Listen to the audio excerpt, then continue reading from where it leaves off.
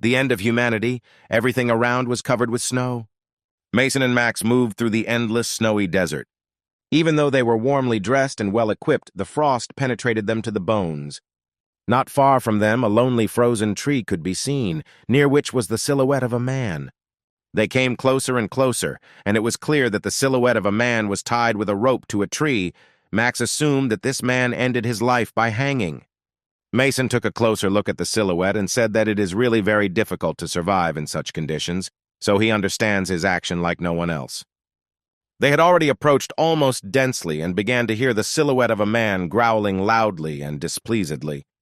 A crashed helicopter lay near a tree, and next to it a frozen head and hand were sticking out from under the snow. Max was surprised and asked Mason to look at the shape of the protruding corpse. He was wearing General's shoulder straps. However, for a very long time, judging by the decomposed body, it was not a general, but a rotting piece of living meat. Mason had already aimed his machine gun at him, but Max took out his knife and said that he would deal with it himself. He walked up to the former general growling at him, quietly asked for forgiveness, and stuck his knife right into his head. After that, Max suddenly took out his knife. The general's body no longer made more than one sound. However, behind them near a tree, a case suddenly opened. He began to repeat over and over again the phrase that the respondent's biometric signal was not recorded. Mason immediately turned around, since it was the first time he had seen some kind of security system go off after killing another zombie. Without thinking for a long time, Mason began to move towards the computer, but in front of him there was another dead obstacle. The soldier hanging from the tree was ready to pounce on him and tear him to pieces if the noose around his neck had not greatly hampered him. This was not a very pleasant sight. The zombie pulled the rope with his neck and tried to break away from the tree, but he clearly did not have enough strength to do this because the rope held his spine tightly. Mason brought his machine gun right under the head of the hanged zombie, after which he fired one accurate shot, muffled by the zombie's head. The zombie's blood sprayed directly onto Mason, and he was able to cover himself with his hand in time. At the same moment, the hanged zombie toppled over and fell onto the snow. Max asked if Mason was okay. To his question, Mason simply nodded his head and at the same time threw off the collar with the help of which he was pulling a sled with provisions and their things. Mason approached the case and began to examine the documents that were in it. In addition to the documents, the case contained a chip that most likely belonged to the general whom Max had just killed. It was written on the chip that it was from the capital's defense command bunker, which could be used in the event of the end of the world for high-ranking people. Mason carefully examined the key on which a long code was written. Could it really be the key to that same capital defense bunker? Mason couldn't believe his eyes. Mason put the key in the inner pocket of his jacket and said that first they should head towards the Capital Defense Command. At best, they will arrive in 10 days. Suddenly, the snow began to move away from under Mason's feet. It was an avalanche. Mason managed to shout to Max not to come closer, and in an instant Mason, along with a suitcase of documents and their personal belongings, began to fall down. It was a small snowfall, and Mason found himself on the road a little covered in snow. He did not lose consciousness and began to try to get up. A car door suddenly began to open near him. A frozen black zombie hand immediately fell out of it. Mason quickly stood up and took a fighting stance, because the zombies would not wait until he recovered from the fall. Mason began to silently beg the zombies to sit inside and not crawl out. However, having smelled fresh human living meat, they could not just continue to sit in the snow-covered car. Under the onslaught of zombies, the car door suddenly swung open. They were hungry as never before, and their teeth chattered incessantly like animals. Mason looked at them in horror and was clearly not happy that they managed to get out. The zombie teenagers quickly began to move towards Mason. He couldn't believe his eyes. These were children. This was not easy for a living, conscious person to experience. Even though they were zombies, they still looked like children. Mason charged his machine gun. The children had already started running towards him. Mason took aim and was ready to start shooting. He decided not to open fire until they reached him. But they were driven only by the thirst to satisfy their food needs. All that remained of humanity in these zombies was the appearance of small children who once lived joyfully and carefree. Mason understood this very well, and nevertheless began to shoot at them while simultaneously asking them not to approach. Since the zombies were not very tall, they moved much faster and more agile. The girl was hit in the head by a bullet and immediately fell into the snow. But the boy was even smaller than her, and Mason was only able to hit him on the body, and the bullets tore off his arm, but the little zombie had already rushed at Mason. He stopped shooting and started using the machine gun as a shield against the baby zombie. The kid grabbed the machine gun with his teeth and chewed on it, constantly trying to reach Mason's face. He looked straight at him and asked the baby zombie to stop. A trembling from what was happening ran through Mason's whole body.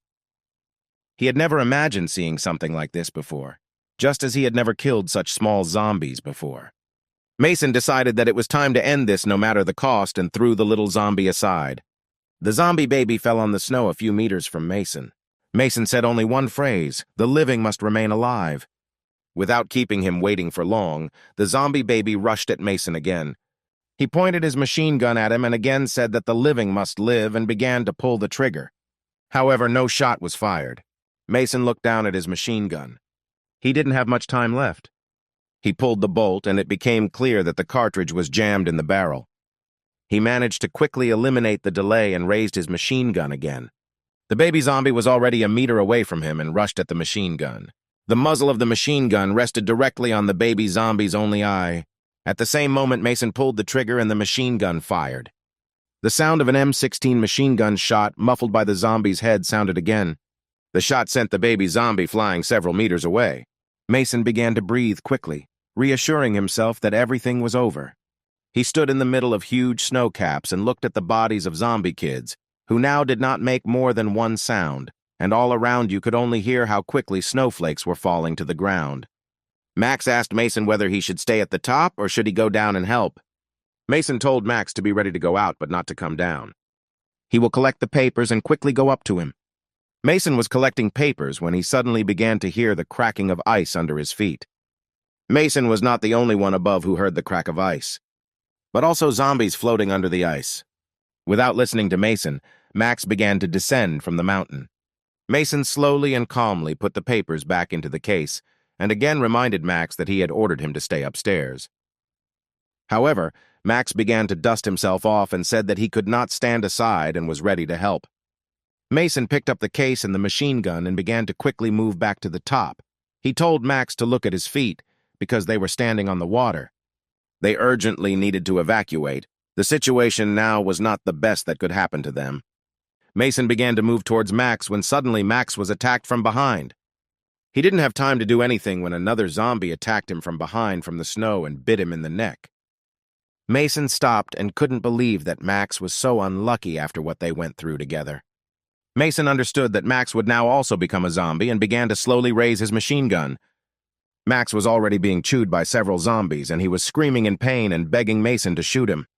Max was almost completely pulled into the abyss of zombies and his screams could be clearly heard around him. A tear quickly rolled down Mason's cheek. He was not ready to lose his soldier. Gritting his teeth, Mason decided to ease his suffering and shot him in the head. The sound of the shot immediately attracted zombies who ate Max. Mason immediately realized this and started running. In the snow, he began to quickly climb up the slope. Grabbing the roots of a lonely tree, he climbed up step by step because only death awaited him below. He perfectly understood that he could either fall through the ice or the zombies would eat him just like Max. There was no turning back. After a few minutes of difficult climbing up the snowy mountain, he still managed to reach the top. He cried, looked down, and could not come to terms with the death of his partner. He should have been more vigilant, he said to himself. However, Mason had no time to grieve. He again took the rope, with which he pulled the sled with provisions and clothes. He quickly threw the rope over himself and began to run. It was necessary to run as quickly as possible and as far away from this place as possible. Many years have passed since those events. Mason was still walking in the harness and pulling the sled with his things. Now Mason was walking along Seoul Olympic Route Street, building 448. At the same moment, on the same street, several people were hiding in a dilapidated building. The traveler and his wife sat indoors and said that they did not understand that the owner of this secluded corner managed to survive in such conditions. The owner was making coffee and began his story by saying that he was simply lucky. Once upon a time, they had their own bee apiary, where he and his wife spent all their time. That day, they were just collecting honey. They noticed that the bees were behaving strangely, as if they had gone mad. What was happening looked like the queen bee had decided to eradicate her swarm. The bees attacked each other and circled in mortal combat. At some point, the sky became covered with black clouds, after which, with great speed and intensity, huge stones began to fall from the sky, such a terrifying sight they had never seen before. They had no time to think. The owner, whose name was Tom, grabbed his numb wife by the hand and ran to the dugout with supplies. When they were already sitting in the dugout, the sky, the earth, and in general everything around shook and hummed loudly, as if everything had plunged into chaos. They were tossed from side to side like little toy dolls. It was very scary. At that moment, they prayed to whoever they could, the Lord, Buddha, and Allah. Tom turned with a smile on his face, 2 ready-made cups of coffee in his hands, and said that it was luck that helped them stay alive that day, and still does not leave him. Tom put the cups on the table and asked the guests to drink their coffee quickly before it got cold. The traveler began to warm his hands on the cups and asked if it was real coffee, because coffee is a very rare drink, and also 2 cups. Tom smiled cheerfully and asked the guests not to think about it, but just enjoy the drink. The traveler held a still hot cup of coffee in his hands and quietly said that he had not inhaled such a pleasant smell for many years. Tom looked at the traveler with sparkling eyes and waited for him to drink coffee. He quietly whispered that man is such an animal that if he is filled with the desire to live, he will find a way to survive. Tom grinned and, reflecting, said that travelers from different parts of the planet often visit him, exchange various things with him, and he always has something to offer in return, mainly food, of course. The traveler's wife, warming her hands on a cup of coffee, said that they were very lucky that they were able to get to Seoul. She asked Tom what kind of things he makes for resale. Tom nodded his head affirmatively and said that even in this lost world, you need to do something and survive. She said that she knew a little about needlework and could help Tom create new things for resale. Emily, with all her soul and open heart, wanted to help Tom with at least something, because he was so kind to them. He let them in, warmed them up, and even gave them coffee. Her husband put his hand on her shoulder and asked her to stop, because it was not nice say so. After all, they are seeing Tom for the first time. Suddenly, he has his own business secrets that he would not want to share with the first people he meets. Emily immediately stopped and apologized to Tom. She just wanted to express her gratitude for his friendliness. Tom smiled and said that there was nothing wrong with that. He liked such good, energetic people. The traveler took a closer look at Tom and said that he had often seen a smile like Tom's. It looked very familiar. Tom took out 2 flashlights from the cabinet and said that he often hears this from guests. Most likely he inherited the smile from his uncle, or maybe even from his mother. Well, since they want to settle here, Tom decided to show them his pride. She began to tap the flashlight on his hand and said that in order to survive, they must first study the local market. The truth is, I do unusual things. Tom suggested that the guests demonstrate everything live so as not to beat around the bush. Tom, with a smile on his face, said that he would make an exception for them. And while they were looking at his pride, he asked Emily to wash the dishes, to which she certainly agreed and got to work. They began to go down to the basement together, and with each step it became darker and darker. Tom turned on his flashlight. He slowly descended and turned to the traveler with disbelief, and said that he didn't even know whether he should show his treasures, to which the traveler began to beg him to demonstrate what had helped Tom survive for so long in this post-apocalyptic world. They went down for a long time, and the traveler said that most likely Tom was really creating something extraordinary, since it was hidden so deep below. Tom and the traveler went into the basement and said that he didn't seem to be doing anything special, but for one such thing, people were ready to shell out everything they had just to buy it. As soon as they entered, the traveler was stunned by what he saw. Were there really live pigs there? Tom said it was just material. And here is what Tom talked about from the very beginning, something that is so valued in the current world. On the table, there were canned meats in huge quantities, one on top of the other, and even resembled a store shelf. Tom said that these are not just canned goods, they are made from selected meat. The traveler approached them and told Tom that he had not eaten canned food for several years. In the current world, it was like gold. Tom took off his jacket, started putting on gloves, and said that lately, because of the damned zombies, fresh flesh has not been found.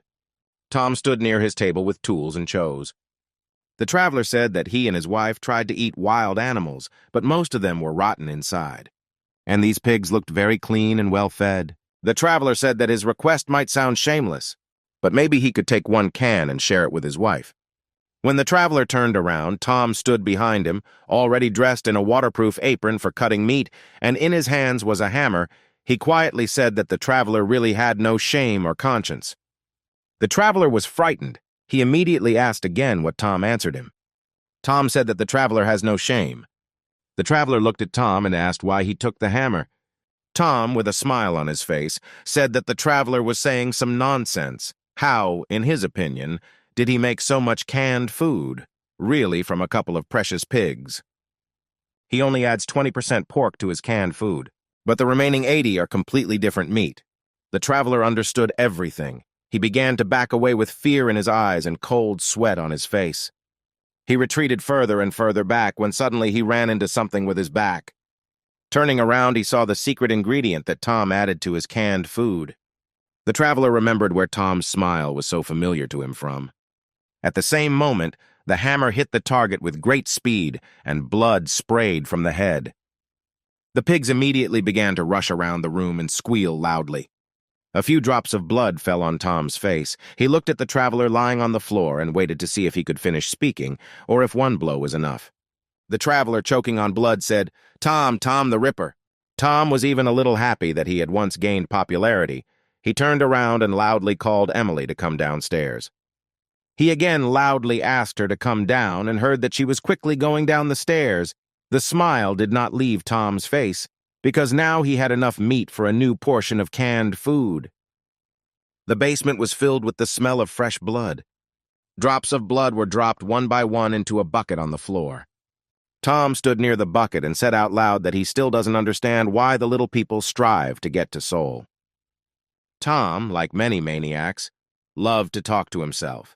He said that it was also better for him that people were going in droves to Seoul. It was becoming easier and easier for him to handle the farm. He asked Emily why she was looking at him with that look. Was she really offended by being hung next to a pig? "Just look at your body, how you differ from a pig. It's just 1-to-1. Look here at the fillet, here at the sirloin, and here at this lard. And there are 2 eyes, too. The same pair of ears. And the blood is exactly the same scarlet. In a word, people are like pigs." Suddenly, the bell rang upstairs. Tom got a little angry. Even though you install cameras at your workplace, as soon as the meat arrives, they immediately start ringing. The stationary radio standing on the barrel made hissing sounds. Tom took the radio and said that the butcher shop was on the line. They told him that the car they were talking about they had, a battery with a manganese battery. There were 12 of them. This made Tom happy. He praised the person on the other end of the line and asked when they would send him the order. The man replied that this time the goods were difficult to get, so he could exchange them for 30 cans. Tom was indignant, because 30 cans is a real robbery. The man on the radio said that his boss Kim was visiting in a couple of weeks, so they ordered him to prepare something worthwhile no matter what. Tom got angry. What birthday is it? So many years ago the calendar disappeared. What birthday can we talk about? Tomorrow they can come for 20 cans, and I don't care about the rest. The radio was silent for a short time, and a minute later it hissed again. The person on the other end said that tomorrow he would send people for delivery, and who would be sent with them. Tom smiled again and said that he liked the new young girls, Amanda and Becca, but the man on the radio said that they themselves needed them. It was very inconvenient to constantly send him 2 girls, so he would only send 1. This did not suit Tom. He said that everyone wants to eat meat, and now they decided to play masters with him. He got angry in a second and started shouting into the walkie-talkie. Tom said that he could come to them himself and restore order in their hierarchy.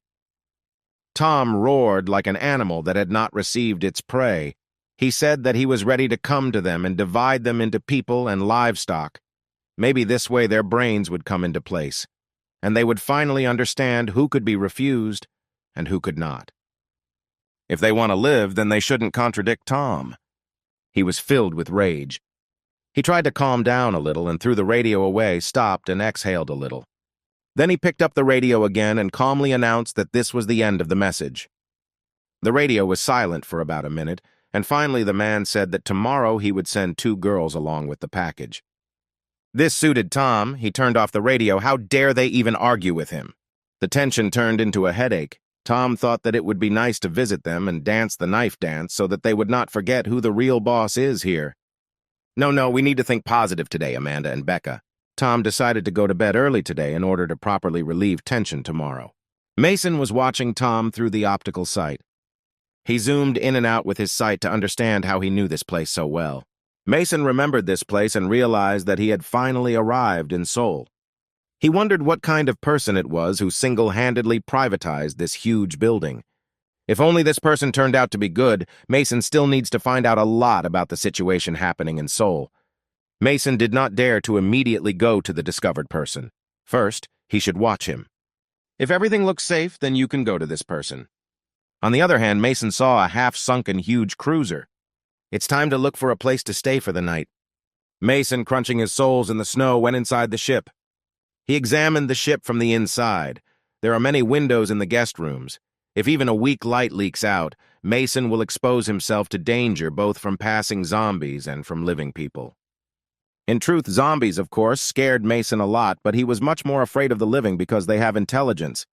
After a few minutes of wandering around the ship, Mason came across the men's room. Still, there is no safer place than the toilet, Mason thought. However, since the ship was upside down, the toilet was above Mason's head. On some level, this was good. Mason, without thinking for a long time, took the flashlight into his mouth and began to climb. Taking into account the fact that it was necessary to lift all the things, it took a little longer than expected, but this was not the first time Mason was in such a situation, and within 5 minutes he was in the toilet with his things. He slowly began to climb the partitions of the booths to the very top. Having climbed up, he began to tap the ceiling of the toilet. Naturally, in the new location, it was necessary to provide a bladeless escape route. Another winter day full of snow and cold has arrived. Zombies, like everywhere else, wandered around Seoul in search of fresh meat. This zombie's attention was drawn to the unusual sound of the engine, causing it to growl loudly as the sound quickly approached. As soon as the sound reached its approaching volume, the zombie's head flew off his shoulders. Then she rolled down, plastering the surrounding snow on herself. It was one of the gang's followers who rushed past the zombies on a snowmobile. Immediately behind him rushed the second follower of the gang, who, just like the first, stuck his sword into the zombie. However, the sword broke and part of it remained stuck in the frozen zombie. The next guy flying behind them on a snowboard decided not to stand aside and take a ride on the zombies. He landed on her back and rolled over her like a snowy mound. However, the sword sticking out of it continued to ride with him. He began to scream like crazy, considering that a fragment of a sword was sticking out of his leg. The boss, driving behind them in the car, just laughed because of what had happened. Amanda and Becca were riding in the car with sad faces. They all moved straight towards the building that belonged to Tom. When they drove far enough, Mason got out of the covered snow. None of the bandits even suspected that Mason was watching them. Mason watched what was happening, and he became increasingly convinced that Seoul posed a huge threat. Not just because of the huge number of zombies, but also because of the huge number of surviving psychopaths. The bandits stopped at the entrance to the building, turned off their motorcycles, and began to wait for Tom's arrival. The guy who ran over the blade of the knife was barely hobbling and could not put his foot on his feet. He said that first he needed to patch himself up at the old man's house, and only then the rest of the things. At that moment, Tom went outside from his house and drew the attention of the young guy that no one allowed him to do this. He started shouting at the old man and said that he could look at his leg himself. Doesn't such an injury require urgent treatment? Tom didn't think for a long time and said that he could help him if the boy had a problem in his leg. Tom suggested cutting it off at the ankle. But if the problem is in the brains, which send pain signals, then Tom could well cut off somewhere up to the neck so that they would not interfere. The boy took his butterfly knife out of his pocket and pointed it at Tom, and said that the old man had completely lost his head. If he imagines himself to be a big shot because the guys paid him, then he can solve this problem with one blow. At that very second, Tom took out his huge knife from his bosom and stuck it right to the boy's throat. Tom said that he would give just 3 seconds so that those who should not stay here would disappear. The guy only had time to swallow his saliva from the fear of final reprisal. There was 1 second left. Tom smiled with all his teeth, and at that moment he looked like an obsessed maniac. He said that he would keep his scalp as a present. At that moment, another bandit grabbed the boy by the hood and threw him sharply back, shouting that if he forgot, their task was only to deliver the order. The bandit apologized to Tom for his friend, and in his defense, said that the boy had not participated in forays for a long time and could not distinguish shit from urine. Tom rubbed his huge knife on his forearm and said that if this fellow was so clumsy, he might have nothing to live for, and he could quickly deal with him if his friends didn't have the courage to do it. The bandit said that they shouldn't do this. This kid might still be useful to them. At this moment, the boy tried to get to his feet, but the guy who was shielding him in front of Tom sharply swung his leg back and hit him right in the head. The blow sent the boy flying a few meters away from Tom, and the bandit said that he would make sure that Tom never saw him as a messenger again. Tom began to smile and wave his knife, expressing denial. He asked to send this little guy to him one more time, and then he would definitely be able to count how many bones there were in his little body. Tom grinned at the boy with all his teeth and warned him that this would not be their last meeting. The girls stood a little to the side. Tom looked at them and said that they had nothing to fear. He was always happy with these two, and they can come to visit him even without an invitation. The bandit said that they would return for them tomorrow at the same time. Tom tapped the snowmobile with a knife and offered to send them on his own tomorrow if they left him one snowmobile. The bandit said that they couldn't do that because they could get into trouble if these girls took a wrong turn. The old man grinned and said that he would try to finish with them quickly, after which he disappeared into the darkness of the building. At that moment, a boy with a sword in his leg stood up from the snow. His name was Scott. Scott got up and asked what it was all about. But he didn't even have time to fully finish his sentence when the bandit grabbed him by the mouth and ordered him to shut up. He threatened that if Scott ever opened his mouth again without his permission, he would be immediately demoted to a slave. Scott said through clenched teeth that he understood everything and apologized. The bandit abruptly released him and threw him into the snow. Within a few minutes, everyone was distributed on snowmobiles and went to their base. Meanwhile, the girls and Tom went into his room. They understood perfectly well what they would have to do now, although not one of them wanted it. But they had absolutely no choice, and they were already accustomed to the fact that in the gang they were used simply for carnal pleasures, and sometimes they had to pay the price for the purchase of any goods. Tom was filled with a feeling of excitement. He liked it when girls were defenseless and unquestioningly followed his orders. He pointed his finger at Amanda and ordered her to come closer to him. Pointing the knife at the second one, he ordered her to go to the second floor and cut some meat with it. Amanda had been to Tom more than once and began to whisper to Becca what she should do. However, Tom quickly approached them and asked what they were doing here. They came here together to please each other. He put a knife in Amanda's hands and said that if his mood was ruined today, then who would have to bear responsibility for it? Tom looked at Amanda, who clearly understood what his words meant. She was afraid to move and quietly said that he was certainly right. Tom pushed Amanda away and ordered her to go to the second floor and cut up the meat. Afterwards, he told her that he would get up soon and she shouldn't miss him. He turned around and looked at Becca, who, confused, did not know what she could expect from him. Tom beckoned her with his finger, but she did not come up, but grabbed her fingers tightly into the table, and out of fear she simply could not tear them away from the table. Even when they were driving here in the car, Amanda warned Becca that under no circumstances should she contradict him. It's best to just free your thoughts and imagine yourself as a zombie who will do whatever he's told. Resistance turns him on even more, and if she doesn't react in any way, he'll leave sooner. At that moment, Becca simply listened silently to her friend, but did not even imagine what awaited her. Tom roughly grabbed her by the hair, turned her back to him, and forced her head into the table. This made the girl cry out in pain, and Tom pressed himself against her buttocks. He leaned over her and began to smell her. He whispered quietly in her ear that he had only smelled the smell of meat for a month.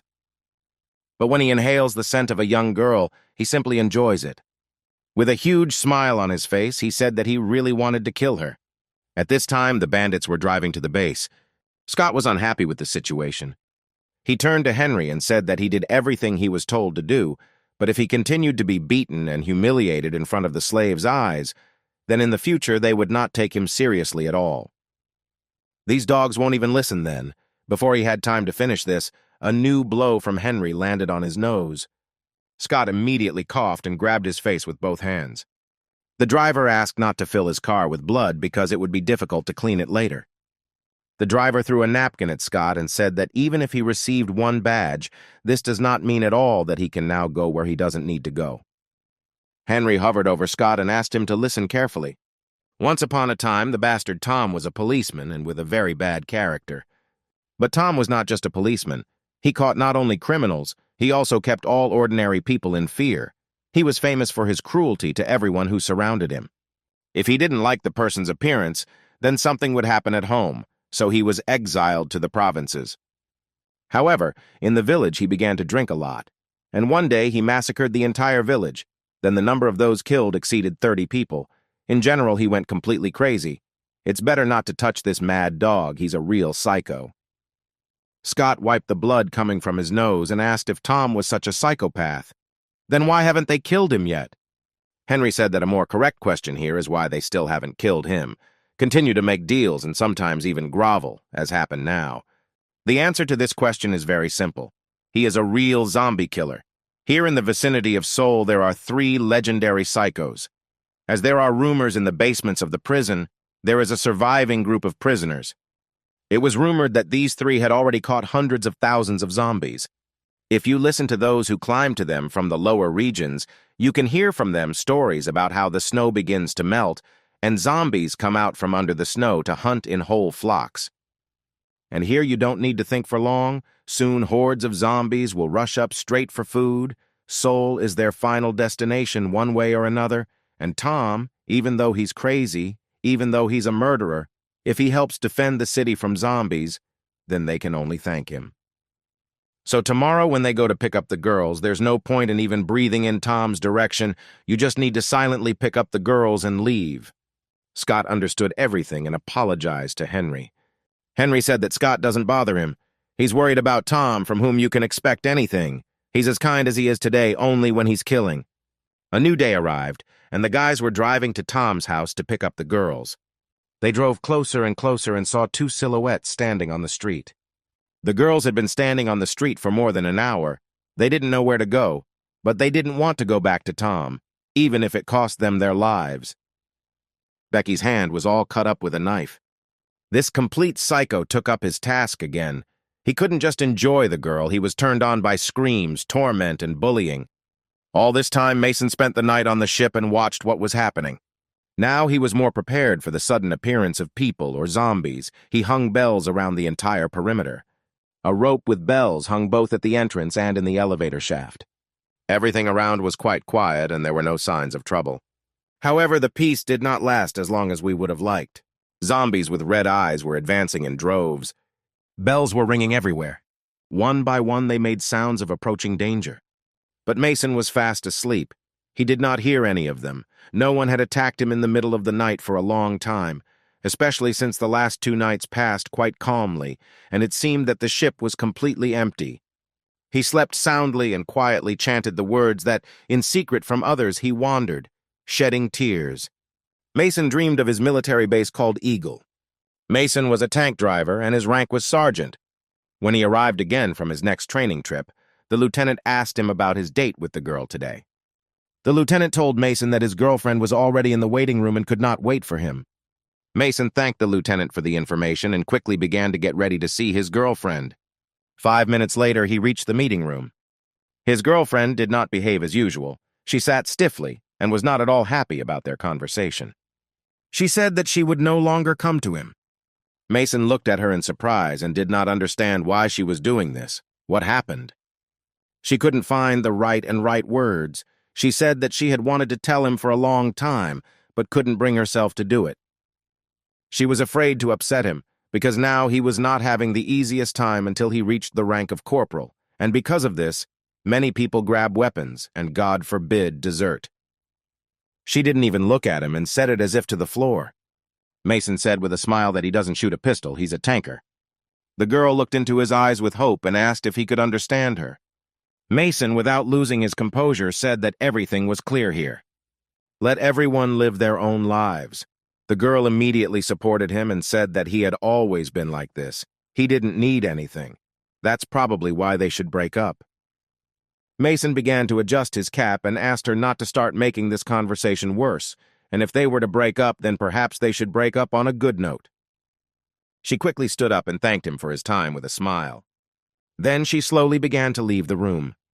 Mason, without turning around, quietly said, "Thank you to you too." But the girl returned and asked him to fulfill another request of hers. Mason was surprised to ask what exactly she wanted from him. Finally, she asked him to touch his head one last time. Mason said that although he is not in the mood for this, but if she really wants it, then he is not against it. She put her hand to his head, and she began to experience unusual sensations. He felt her touch as if in reality it was completely unusual for a dream. The zombie's hand was already reaching his head. Mason slowly opened his eyes. The zombies were already at arm's length from him. One of them was able to grab his jacket and held it tightly without letting go, and at that moment Mason was able to get up and grab his machine gun. He was very lucky. The wiring prevented the zombies from reaching him and turning him into one of their kind. Mason was sitting on a booth and zombies were rushing towards him. The zombies made him wake up very quickly, but he did not understand how this was possible because he checked everything. He couldn't even imagine where these creatures had come from. He didn't know what to do because this was his escape route. There were a lot of zombies and they began to break through the ceiling. They all acted together, as if they were a single organism. This behavior was very strange, because usually they were attracted by noise or light, but here there was neither one nor the other. Mason couldn't understand how so many zombies came here together and why their eyes glow bright red. They fell from the ceiling and fell to the bottom of the toilet. Mason looked down in order to analyze the situation and understand whether they were alive. How surprised he was when he saw that they not only did not die, but also began to crawl towards him through the booths. There were a lot of them, and they were already one step away from tearing Mason apart. He aimed his machine gun at them but did not understand at all what to do. And at that moment, when one of the zombies had already begun to climb onto his cabin, he looked at the ventilation from where they came. Since they all fell down, it means there should no longer be more than one zombie there. Unless there are zombies near the emergency ventilation exit, he will be able to get out into the guest hall. When the theoretical plan had already been developed, all that remained was to get there. Mason ran without thinking for a long time. Having run fast enough, he jumped into the ventilation shaft. This was his only escape route. Flying over a horde of zombies, he managed to jump over and land right in the ventilation. But there, too, zombies, slowly and quietly descending like spiders, were waiting for him.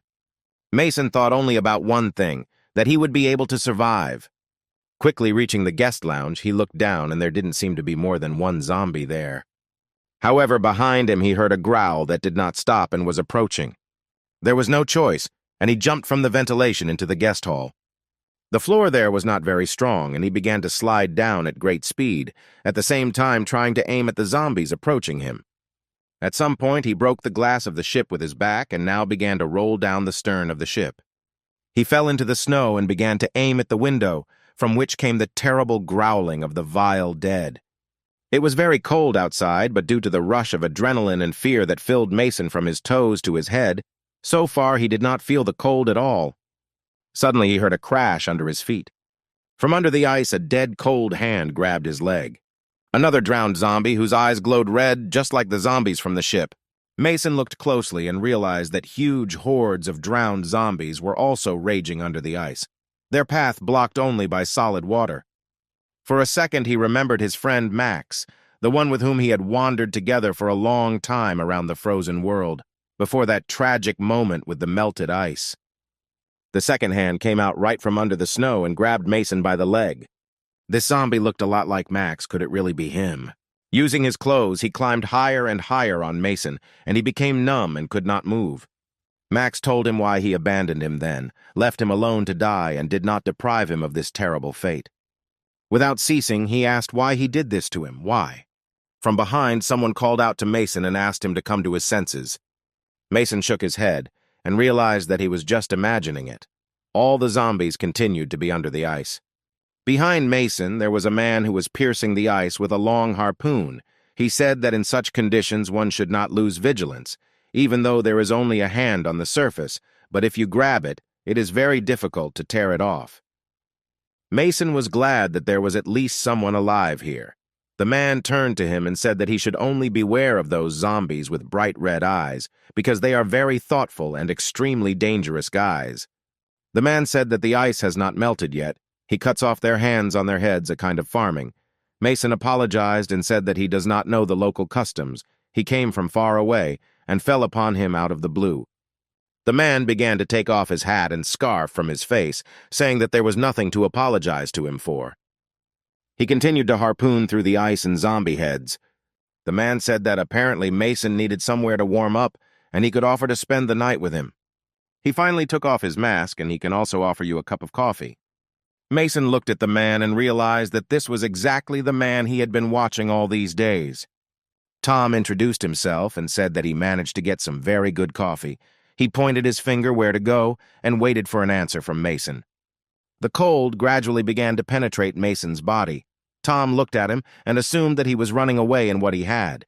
He was probably caught by surprise, even if he had to leave his clothes.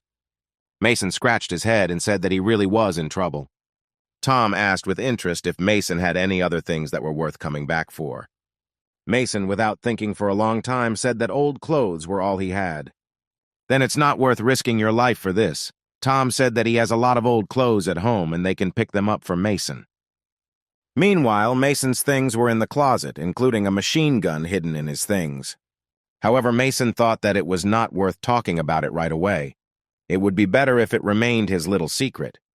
Mason was now only thinking that the stranger was no less dangerous than those zombies who almost ate him half an hour ago. They quickly came to Tom's house. Tom showed Mason where to sit.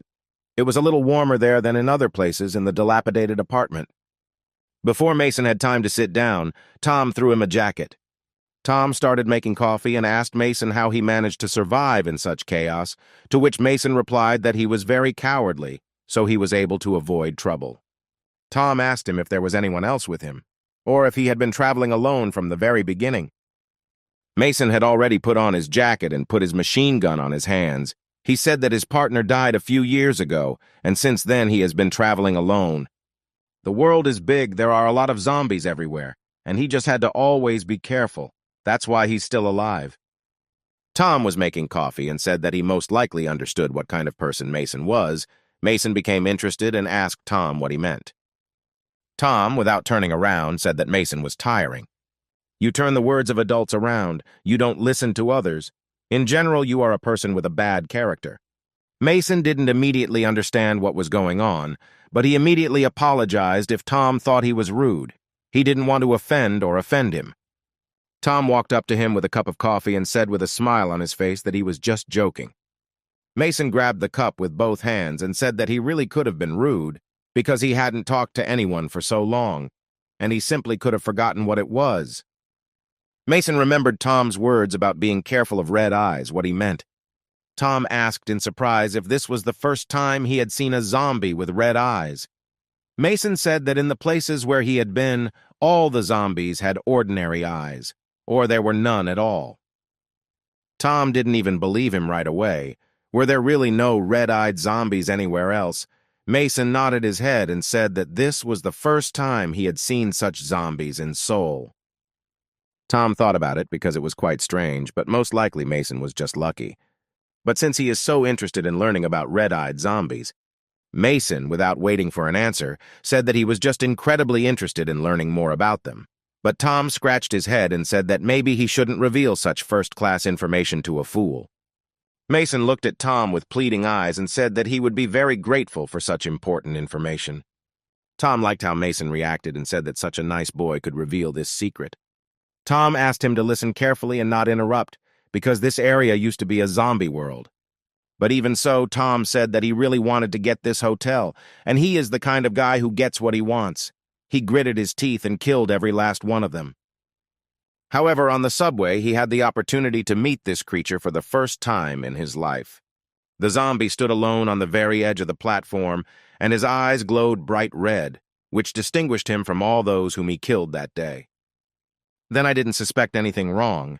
He killed hundreds of zombies every day, and this one seemed like another obstacle to a carefree life. However, when he began to walk towards the zombie, the creature began to slowly move back.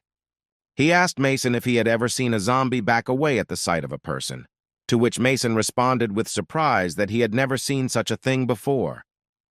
At that moment, when the creature began to gradually retreat, a whole herd of goosebumps ran from the tailbone to the back of the head.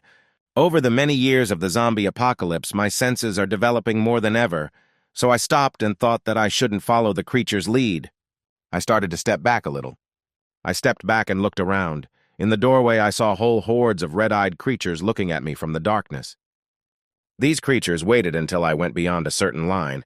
Mason asked if these zombies were really hunting in a pack.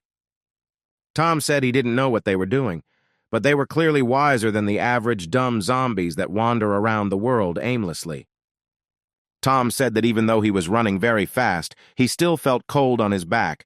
Just at that moment, his gaze fell on the mirror in front. These creatures behind simply stood and terribly looked at the back, not even trying to pursue. Tom said that for the first time in his life, he was so scared. And now you just need to think about what would have happened if I had gone in to kill that creature. I probably wouldn't drink coffee here, Mason concluded.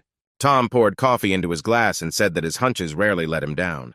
Tom walked up to the table where Mason was sitting and asked him if he was letting go of his machine gun.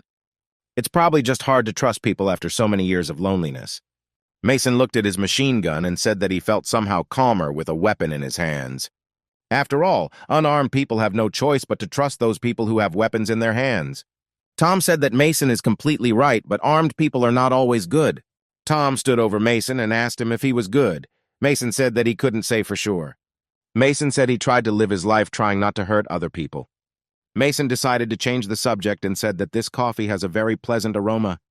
Tom agreed with him because the past immediately comes to mind, the times when we lived well and ate well. Mason looked at the cup of coffee and said that it seemed to him that if he blinked now, he would be at home in the living room watching TV, the familiar calming aroma. Yes, those were good times. Just a cup of coffee, and we are already deeply immersed in the past.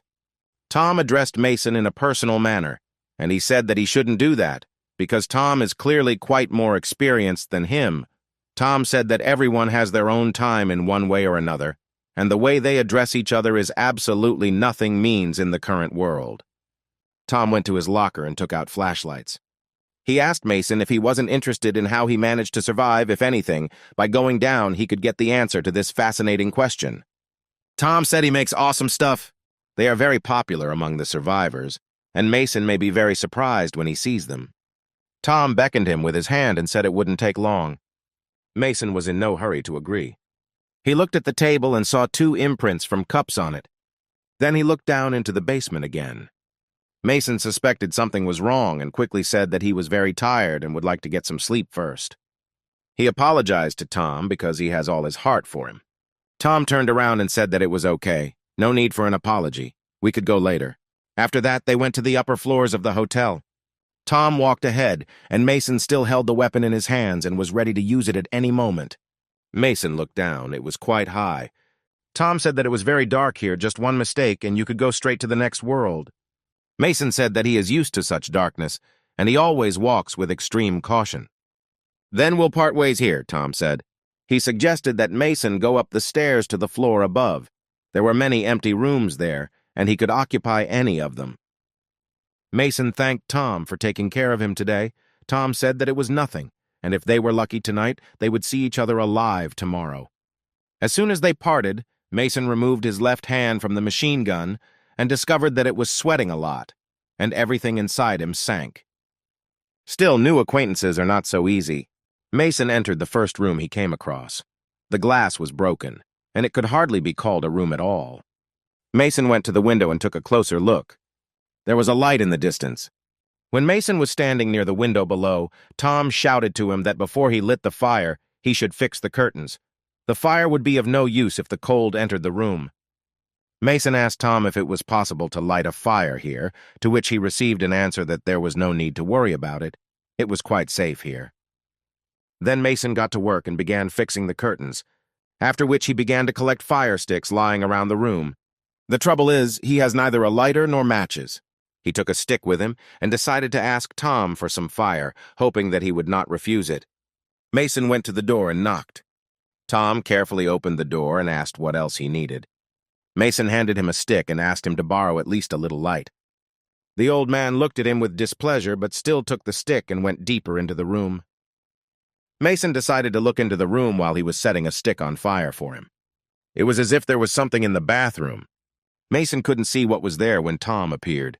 He handed him a stick with fire and said that he could repay him with more fire. With the burning stick, Mason headed to his room. The fire was already burning full blast in Mason's fireplace. He lay down next to the fire and covered himself with a carpet. After everything he had experienced that day, he urgently needed to warm up a little, because few people can constantly be in the cold and not get sick. At the same time, a girl was moving in the distance through snow-covered snowdrifts and a dark forest. The cold penetrated her body to the bones. Although she was wrapped in several things, this did not greatly save her from the constantly falling snow, darkness, and dead cold. Our Father who art in heaven, let your name shine. Your will be done on earth as it is in heaven. Give us this day our daily bread. Forgive us our debts just as we forgive our debtors. Don't lead us into your temptation, but deliver us from evil, where your kingdom is power and glory, and forever and ever, amen. This happened a long time ago.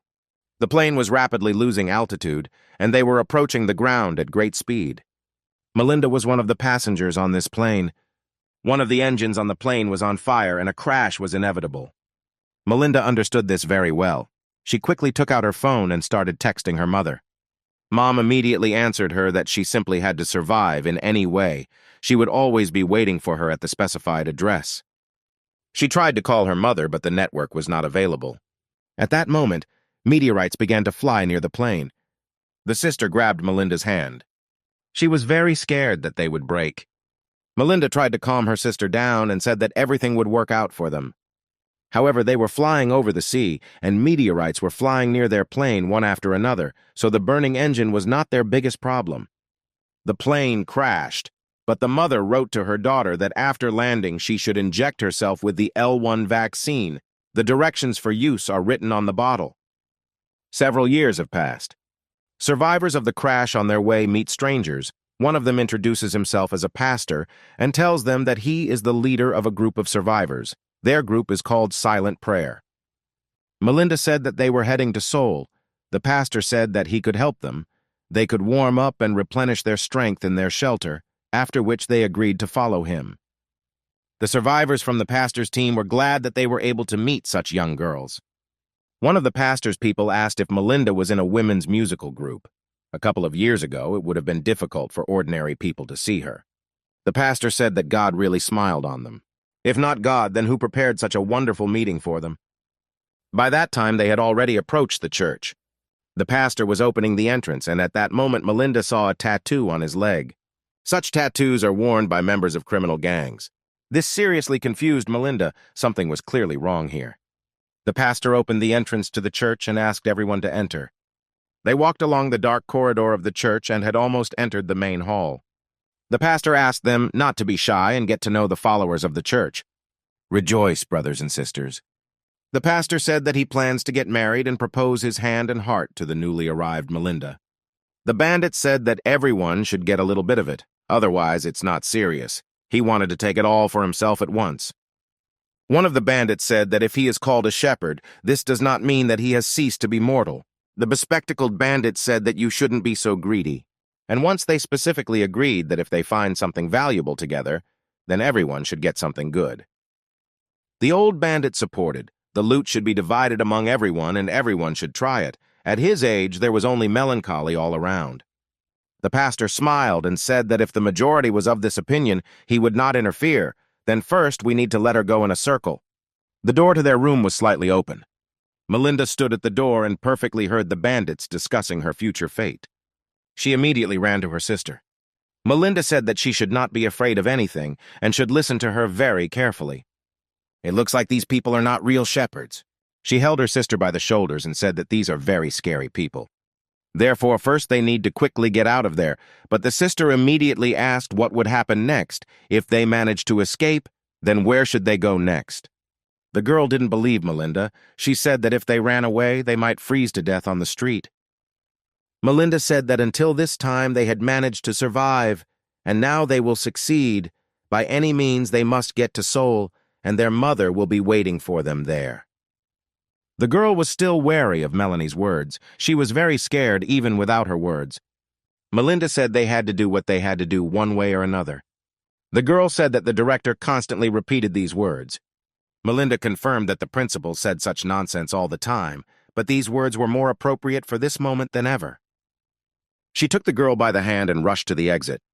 The other survivors looked at Melinda and her sister and did not understand why they were leaving. The man suggested that something was wrong here, and most likely the girls knew something, so they should go with them. One of the survivors ran towards the exit and even pushed Melinda away. From the very beginning, the presence of zombies sitting in the church was suspicious. A zombie tied with chains could still move. At that moment, when a woman ran past him, he attacked her, biting straight into her neck. Immediately, several zombies sitting nearby attacked her and began to tear her to pieces. Behind them, the pastor laughed. The pastor ordered everyone to remain in their seats.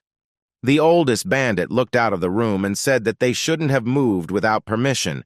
It was he who released the zombie from the chain so that he could reach the woman and kill her. The pastor ordered the men to stand on his right side and the women on his left. One of the men asked what they were going to do with them. One of the bandits did not like that the guy was asking unnecessary questions, after which he was immediately followed by a direct kick to the stomach, with an exclamation to move faster. From the blow, the guy flew straight into the clutches of the zombies. The bandit laughed and apologized for such a strong blow to the guy who had already been devoured by zombies.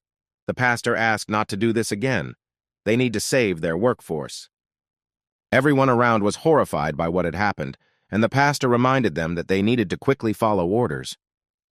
Everyone looked at the pastor with horror in their eyes. After this, the pastor ordered one bag to be distributed to everyone. The bandit threw the bags on the floor and ordered them to be sorted quickly.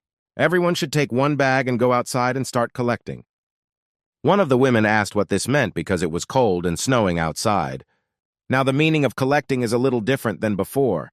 They should collect items for the household, some products that everyone will need. But the woman said that everything outside was covered with snow, where she could get useful items. The shepherd said that at the moment they are all just useless worms for their community, and how dare she even say such a thing. She looked at the zombie who was ready to attack her. Then she instantly decided that she would definitely be able to bring something needed for the community.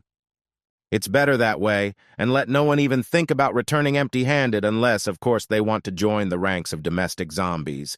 First of all, they should collect food and other essential items. But Melinda and her sister should give them a minute for a private conversation. The bandits were already looking forward to the upcoming sexual fun with these young beauties. The girls were terrified. Each of them at that moment would like to be in the place of the others and engage in collecting, and not what they had to do. The shepherd suddenly turned around and looked at the rest of the people who had come with Melinda and her sister. He ordered them to quickly go in search of supplies, but the women began to talk in horror that they had only recently come in from the cold. The shepherd pointed to his dogs sleeping under the bench and said that for their disobedience they go to work twice. If someone wants to run away or does not bring anything useful, then their bodies will still benefit the community in the form of dog food. Submission and humiliation of people brought the shepherd boundless pleasure from which he never stopped smiling for a second. The fear, helplessness, and despair that he saw in their eyes only inspired him more and more. He turned again and looked at Melinda and her sister, who were looking at him with no less horror than the others, not knowing what awaited them ahead. The shepherd said that in addition to his 4 friends, there are now 8 more workers in the temple. Wait, not 8 workers, but 6 workers and 2 beautiful ladies. The shepherd said that a special assignment had been prepared for them. Melinda, through tears, asked what they wanted from them. The shepherd smiled even wider and said that this was a special assignment for especially valuable workers. He approached the girls sitting on the floor, leaned close and said that now the 2 of them were a real symbol of this place. Now they are 2 sweet wives of these wonderful 4 men. Melinda understood perfectly well what they wanted from them, and what the bandits were trying to achieve, but this made her no less scared. The shepherd said that the 2 of them should be obedient wives. From that day on, they should fulfill any of their demands. One of the bandits said that in between pleasures, he wanted them to sing and dance like they did in the past. The shepherd stood up straight again and said that it was time to get down to the main thing. He pointed his finger at Melinda's sister and ordered the other bandits to take care of her. The bandits began to laugh ominously, imagining all those terrible sexual abuses for defenseless girls. The girl grabbed Melinda tightly and began screaming and asking her sister to somehow help her. 3 large men easily snatched the fragile young girl from Melinda's arms. The screams did not stop, which woke up the dogs, and the loud, ominous barking of the guard dogs was added to them. But no one could stop these animals. Thanks to the virus around this chapel, no one could hear these pleas for help.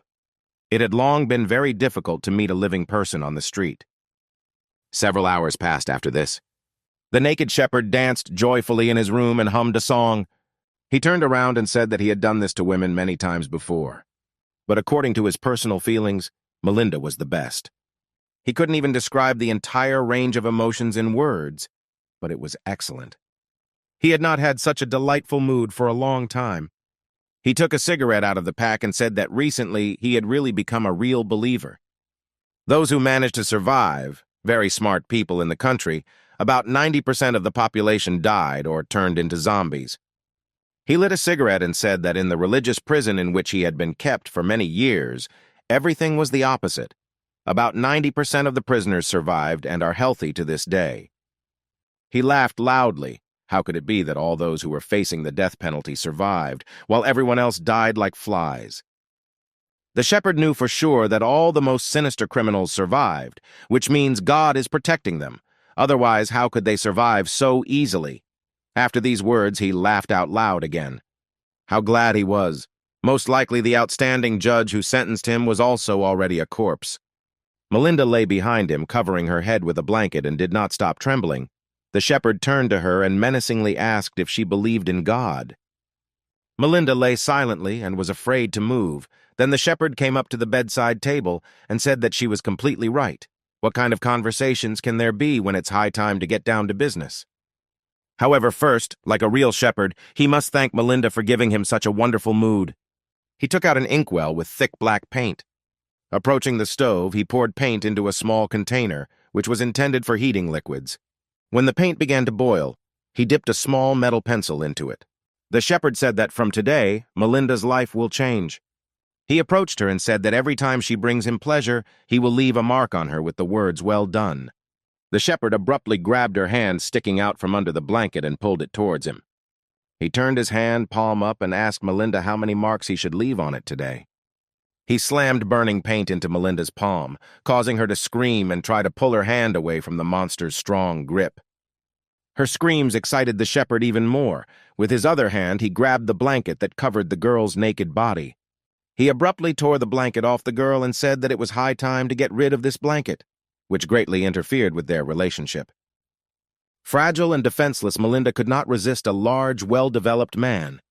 She couldn't stop shaking and crying.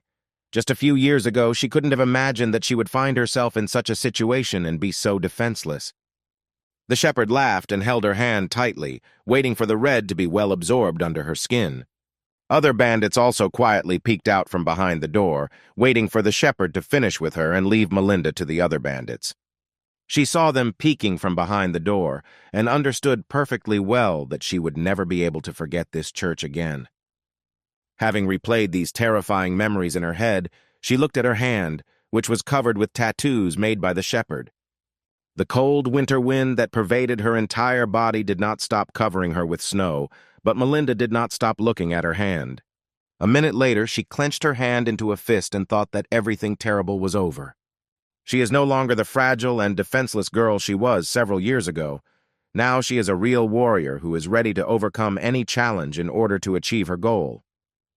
She continued to walk through the snow and ask the Lord to save her from this hell. A dilapidated building that belonged to Tom could already be seen ahead.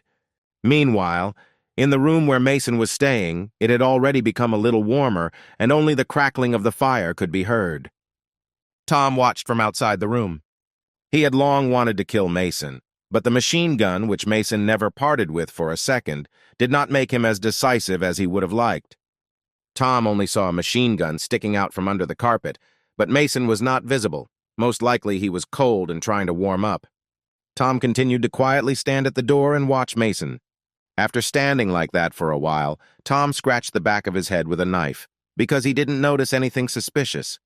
Deciding that there was nothing to worry about, Tom stopped his observation and went to do his favorite thing. But everything was not as simple as it seemed to him from the outside. Mason sat in the corner of the room and watched.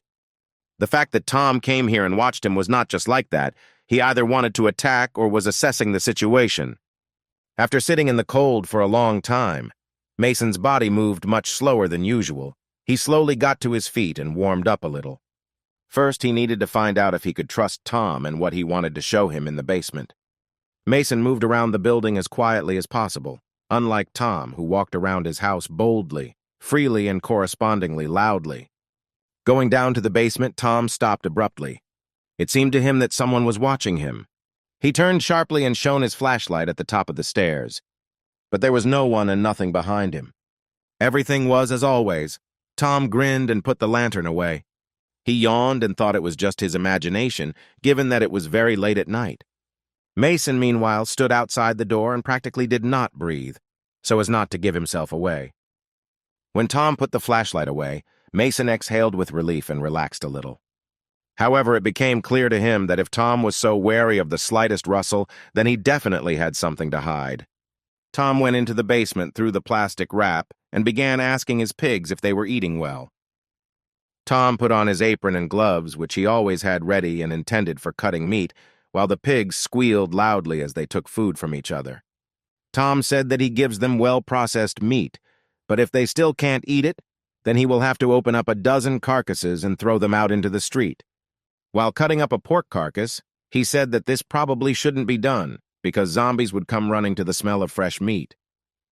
At that moment, Mason had already gone down and watched what was happening, but he was surprised where Tom got so much food to support a dozen fat pigs on his own.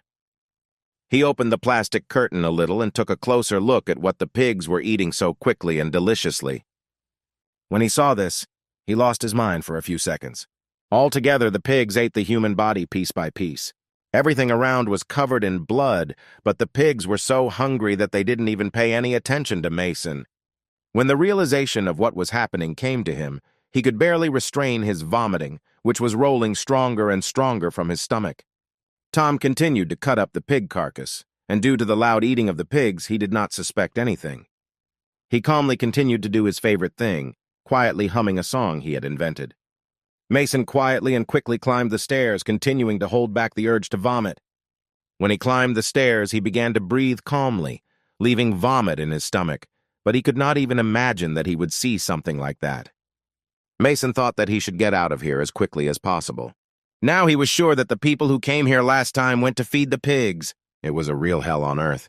Mason had already climbed several floors higher, but what he saw haunted his stomach, and he had to quickly come to his senses.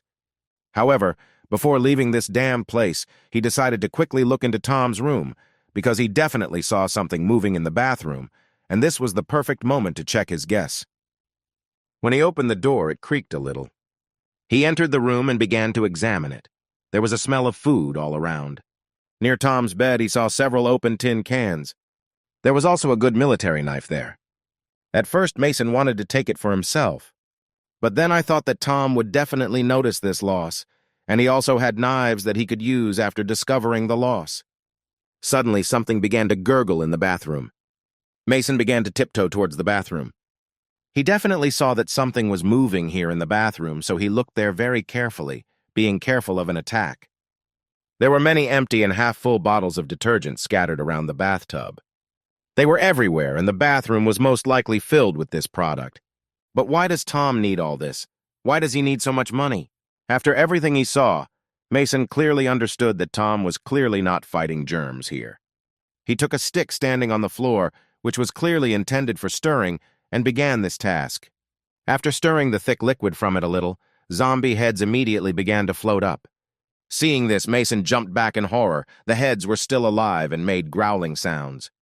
He's probably disinfecting the zombies in detergent so he can make canned food out of them. Unexpectedly, Mason heard footsteps on the other side of the door. This was immediately followed by the creaking of the door. Tom entered his room with a huge knife. He immediately noticed an unusual smell and then shone his flashlight on the floor. But the wet footprints of Mason's bare feet were clearly visible on the floor. There was more than a lot of evidence of his presence in the room. The tracks led first to the bathroom, then to the window. At that moment, Mason slowly crawled out of the window, but there were negligible options for a safe transition to the lower floor. The wall was smooth from icing and very slippery. There was nothing left to do but jump down. Mason looked down. The ground was completely covered with snow. He thought that he might be able to avoid breaking when falling, although he certainly had no choice. With the words, "Everything will be fine," Mason pushed off the wall with his feet and flew down like a stone with great speed. As expected, he landed in a soft layer of snow that had just fallen. Tom had just gone to his window and looked down. He asked Mason if he survived the fall, and also noticed that Mason was a very nimble guy. But Tom even liked it. Finally, he would be able to hunt for real and not kill stupid people in his basement who so easily agree to go along with his cunning tricks. Mason lay in the snow and thought about how lucky he was that he did not die from the fall. And on the other hand, he was not very lucky to adore Tom so much. Now he would definitely want to kill him, but now there is no machine gun nearby, and now Tom has a clear advantage. Cold, hunger, and fatigue overwhelmed Mason, but now was not the right time to give up. He stood up and thought that if he moved quickly, he might be able to get back to his room. After a few seconds of running through the snow, Mason was already entering the building. He quietly closed the door behind him. It seemed like Tom was nowhere to be found. Mason even breathed a sigh of relief. But suddenly Tom's voice was heard from the darkness, who quietly asked Mason where he had been going. Mason didn't know what to answer and slowly turned to face Tom. As soon as Mason wanted to say something, Tom immediately interrupted him and, with a smile on his face, asked where he could go so late and in such cold weather. Out of habit, Mason wanted to take the machine gun hanging behind his back, but it wasn't there. Tom saw all his movements perfectly and laughed. Without ceasing to laugh, Tom asked where Mason lost his machine gun, which he could not part with for so long. After a few seconds, Tom stopped laughing and showed his huge knife from behind his back. Suddenly, a loud knock was heard from the other side. Mason understood perfectly well that although Tom was laughing, he clearly wanted to kill him. The knocking on the door continued even more persistently. Tom didn't pay attention to the knock on the door. His attention was completely attracted to a new piece of meat named Mason. He said that even from there he could hear the gears turning in Mason's head. Two more huge knives were sticking out from behind Tom's back. The knocking on the door continued. The situation around was so tense that Mason even managed to warm up from the huge amount of adrenaline that suddenly entered his blood. Tom asked where Mason lost his machine gun. Did he really leave it in the room this time? Mason couldn't think of anything, and how he could justify himself to Tom. The only correct solution that came to his mind was the option of quickly running up the stairs. The snow was quickly melting and drops were running down Mason's face. He thought that he now had no choice. He had to fight for his life if he wanted to live. The knocking on the door stopped and it began to slowly open. When the door opened completely, Mason thought that this was his chance and abruptly rushed towards the stairs. At the same moment, a huge knife was stuck into the wall right in front of his face. Tom, although he was a little old, had not lost his speed and knew how to handle knives professionally. Throwing the knife, he said that if Mason took one more step, he would cut him into pieces like a pig right here.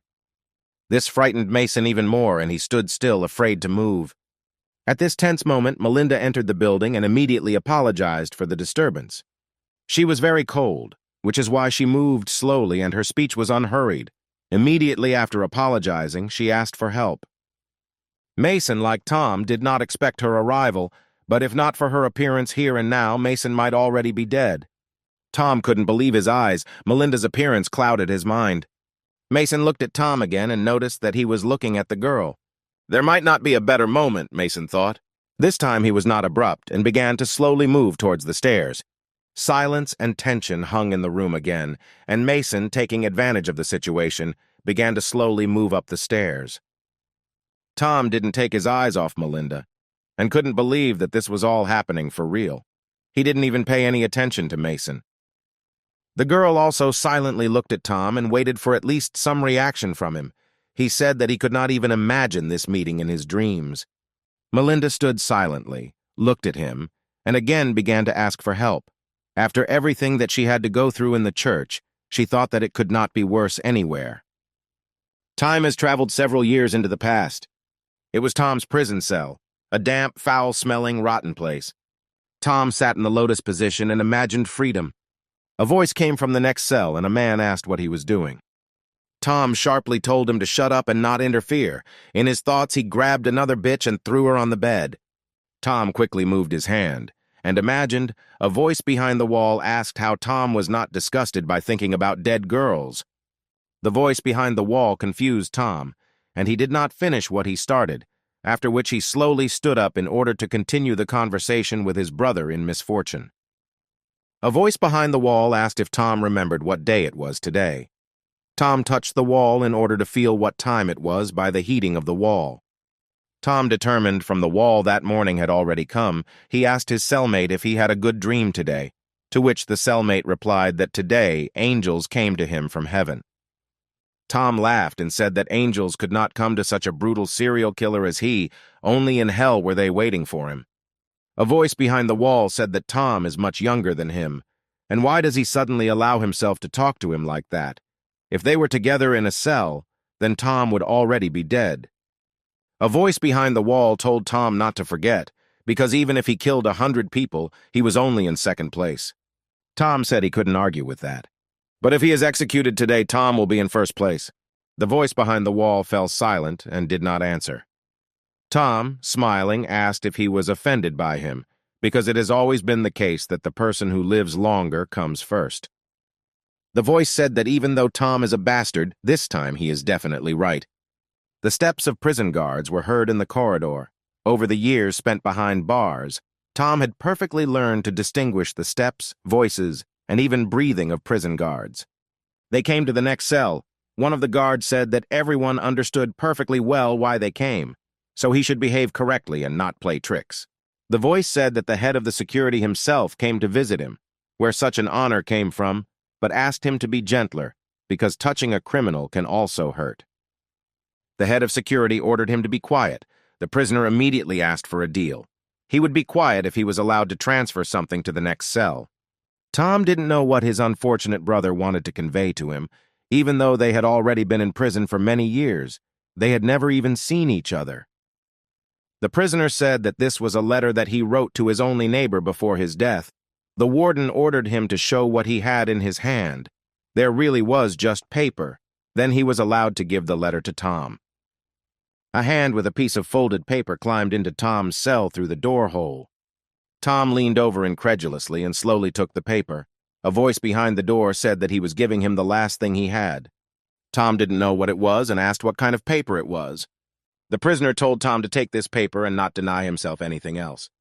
The prisoner's hand was abruptly pulled out of the door, and the paper remained in Tom's hands. Tom carefully began to unfold the paper. It was unknown what could be expected from the most terrible killer who had been in this prison for many years. However, when Tom unfolded the paper, he was pleasantly surprised. It was an advertising poster with a picture of Melinda. She was once very popular and often starred in advertising. Tom was very pleased with such an unexpected gift from his neighbor, a suicide bomber. He immediately attached the poster to the wall and began stroking it with his hand. A second later, unable to contain his lustful emotions, he began to lick Melinda's face on the poster. Tom said that now Melinda is his own summer scent, and he will no longer need to remember. The girl will now live with him. Now they will live together through thick and thin, Tom muttered to himself. Sweet, dear, beloved Melinda, he was sorry that she was still alive, because dead girls brought him more pleasure than living ones. Tom's thoughts went to the present time, and the same Melinda stood in front of him and asked him for help. This is the only reason why the world should continue to exist for a long time, Tom said to himself. Tom began to slowly approach Melinda with a huge knife in his hand. He missed her so much. He quickly walked up and took her by the throat. Did the summer scent really come to him on such a cold winter night? Melinda could not move. They squeezed her throat so hard she asked who he was. Tom said that they should get to know each other better, because he had been missing her for so long. Tom continued to hold her neck, but suddenly he heard quick footsteps on the stairs. He completely forgot about Mason, who had already disappeared from sight and was quickly climbing the stairs to get his machine gun. He went after Mason, telling Melinda to stand still and not dare to go or run anywhere, and only in this case could she survive. Tom said that he would now deal with that guy and immediately go down to her. He quickly ran up the stairs but stopped on his floor. Strong, black, thick smoke was coming from his room. This angered Tom even more. He couldn't believe that Mason managed to set fire to his room. When he ran to the room, the fire was already blazing. Even Tom's precious tent in which he slept was also burned down. A zombie's head rolled out of the room right at Tom's feet and stopped right at his feet. This was one of the heads treated in the liquid, which, although it was well cleaned with the solution, was still alive and wanted to bite Tom. Tom, with a sharp, quick movement, stepped on the zombie's head and the soft bones crunched like twigs on the ground. He stepped on the zombie's head, saying that now Mason's death is his #1 task, which he will accomplish no matter what. He said that now Mason's death would be special.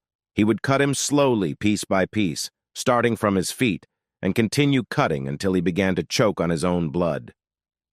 While Tom stood there, he heard the door creak downstairs. He quickly began to run down the stairs. Tom said that no one has the right to touch his things.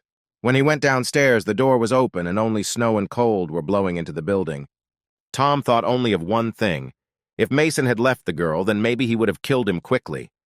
But now he had already crossed all boundaries. He ate with him at the same table, used his shelter, they had a nice conversation, and now Mason repaid him with this.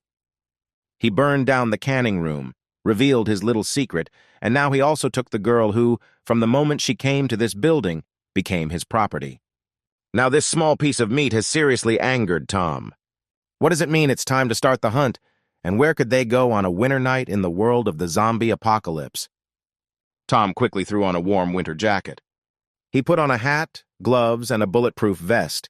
He understood perfectly well that running away in such a pursuit was not the best plan, and they definitely wouldn't be able to run far. He opened the bedside table with ski masks and said that very soon they would meet again. It was only a matter of time. Tom put on a black mask and said that his girl need not worry. Since he lost his tent today, they will have to sleep in an embrace.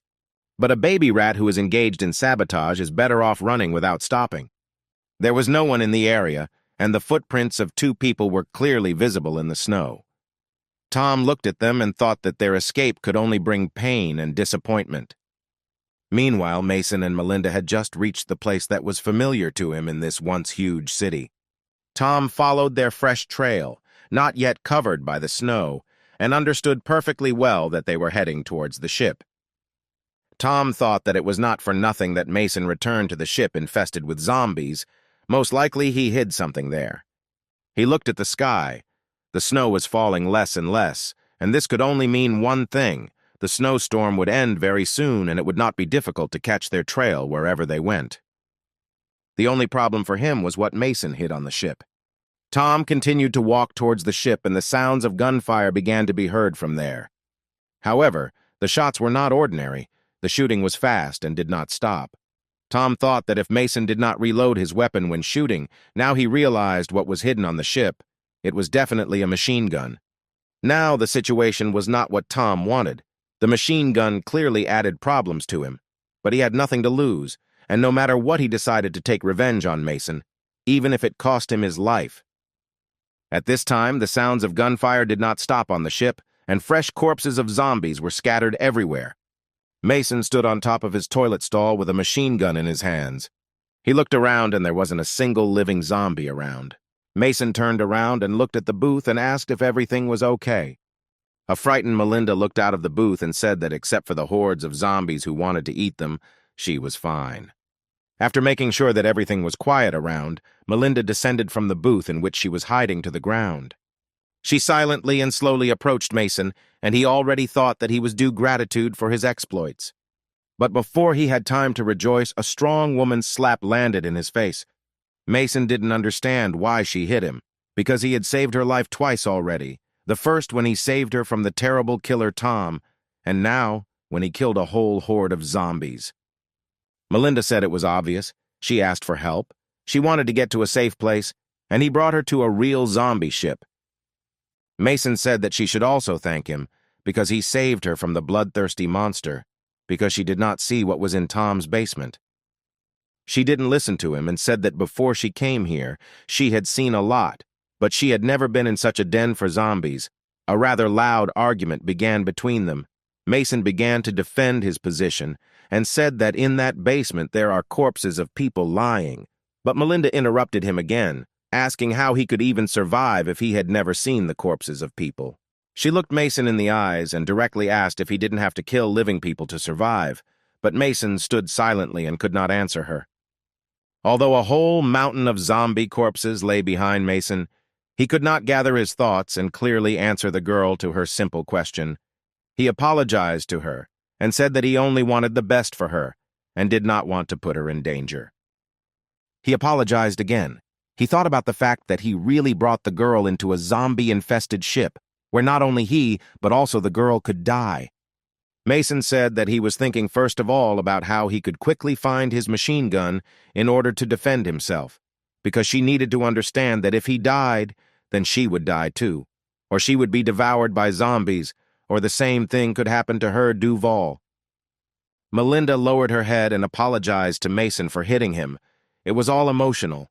She didn't want to hurt him. She just wants to survive at any cost, no matter what it costs her. She understood perfectly well that the world around them was absolutely not a place where she could survive just because she wanted it.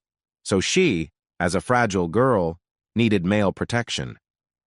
Mason calmed down a little and the tension between them began to subside. He began to explain to her that the man she saw was very dangerous. He feeds people to his pet pigs. A cry of indignation was heard at the other end of the ship. It was Tom, he shouted to Mason not to spread deceptive rumors about him. At the entrance to the ship, Tom stood with a scythe at the ready. He said that pigs eat zombies, not people, so he disinfects them in detergent so that they are safe food for pigs. Tom laughed and realized that he could easily play with their feelings. He heard their arguments very well and thought that he could convince the girl to voluntarily go with him. Tom realized that Mason did not go inside his basement and managed to see people hanging on hooks. It would be a shame to give good quality human meat to pigs.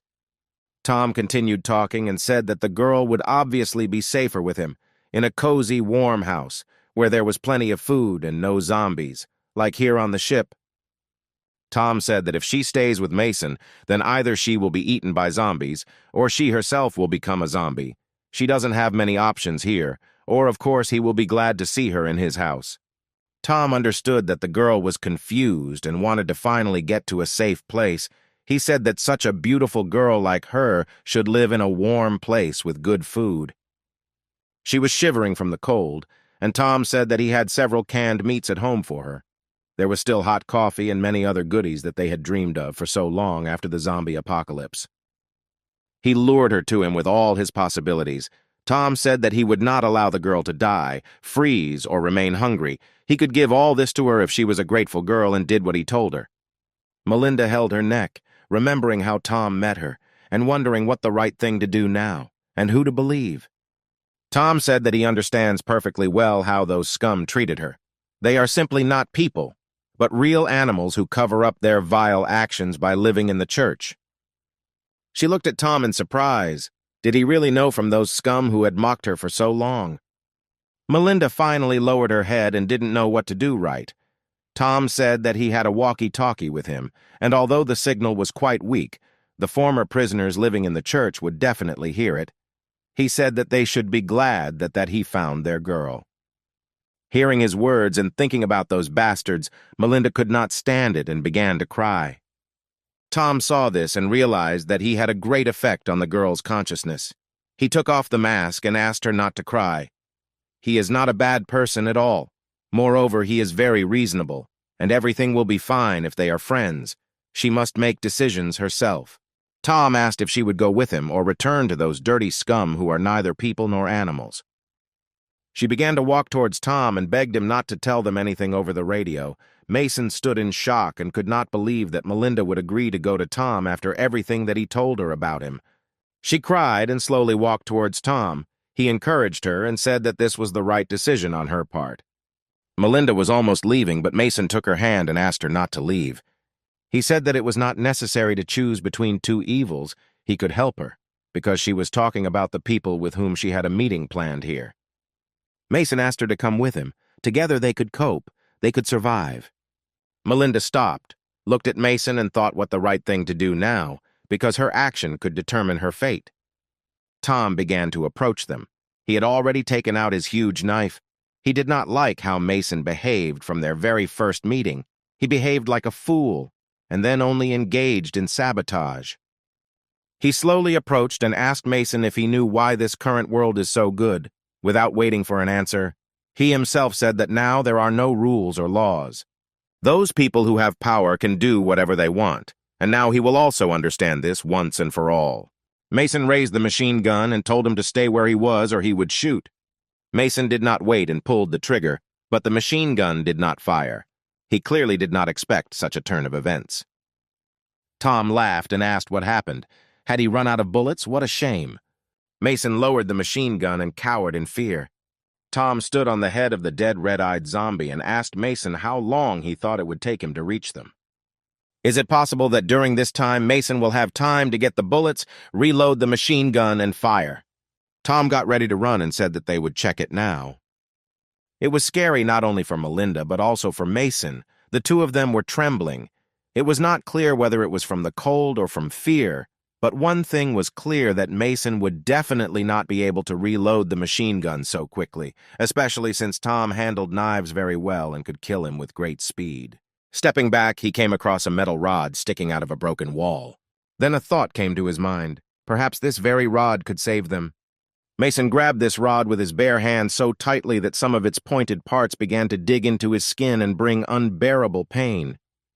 Mason walked away and pulled the rod behind him with all his might. Tom took off and ran over the zombie corpses with great speed. He liked this game. He was not afraid of death and finally wanted to take revenge on Mason. In a few seconds, Tom had already reached Mason and was ready to cut off his head with a scythe as he ran, like a small blade of grass in a field. However, at the right moment, Mason let go of the rod, which he had been pulling with all his might. With tremendous speed and force, the metal rod rushed to its original position. Tom did not at all expect that his face would be in the path of this metal rod. The blow hit Tom right in the eye and was able to immediately cool the ardor of the insatiable beast on the path to murder and destruction. Blood gushed like a river from Tom's face. He held his face, trying to stop the bleeding, and kept asking Mason what he had done. Mason wasted no time. He grabbed his wagon.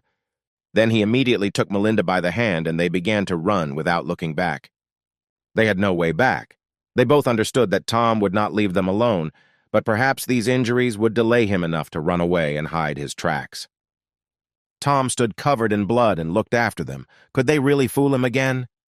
A few minutes later, Tom came to his senses a little from his injuries and pain shock. Was this bastard really taking his things again right in front of his eyes? Oh well, they will have the opportunity to play this game again. He walked from the ship to his home and thought about how he could better finish off this impudent man. This incident happened to him for the first time, and he needs to be killed in some original way. Tom, holding his face, slowly walked to his room, and the realization came to him that his left eye was badly damaged. He couldn't see anything with them anymore. He began to nervously look for something in his nightstand, making sounds of groaning in pain. He finally found a bottle of water and reassured himself that one eye still saw everything as before. He poured a bottle of water on his face and said that this kid still has a lot to learn. If he were in his place, he would gouge out both eyes and run away, for this time it would be certain death. Tom threw the bottle aside, and now the hare hunt could begin. He turned on the radio and asked if there was anyone on the air from the gang. One of the bandits immediately answered him, saying that they were in touch.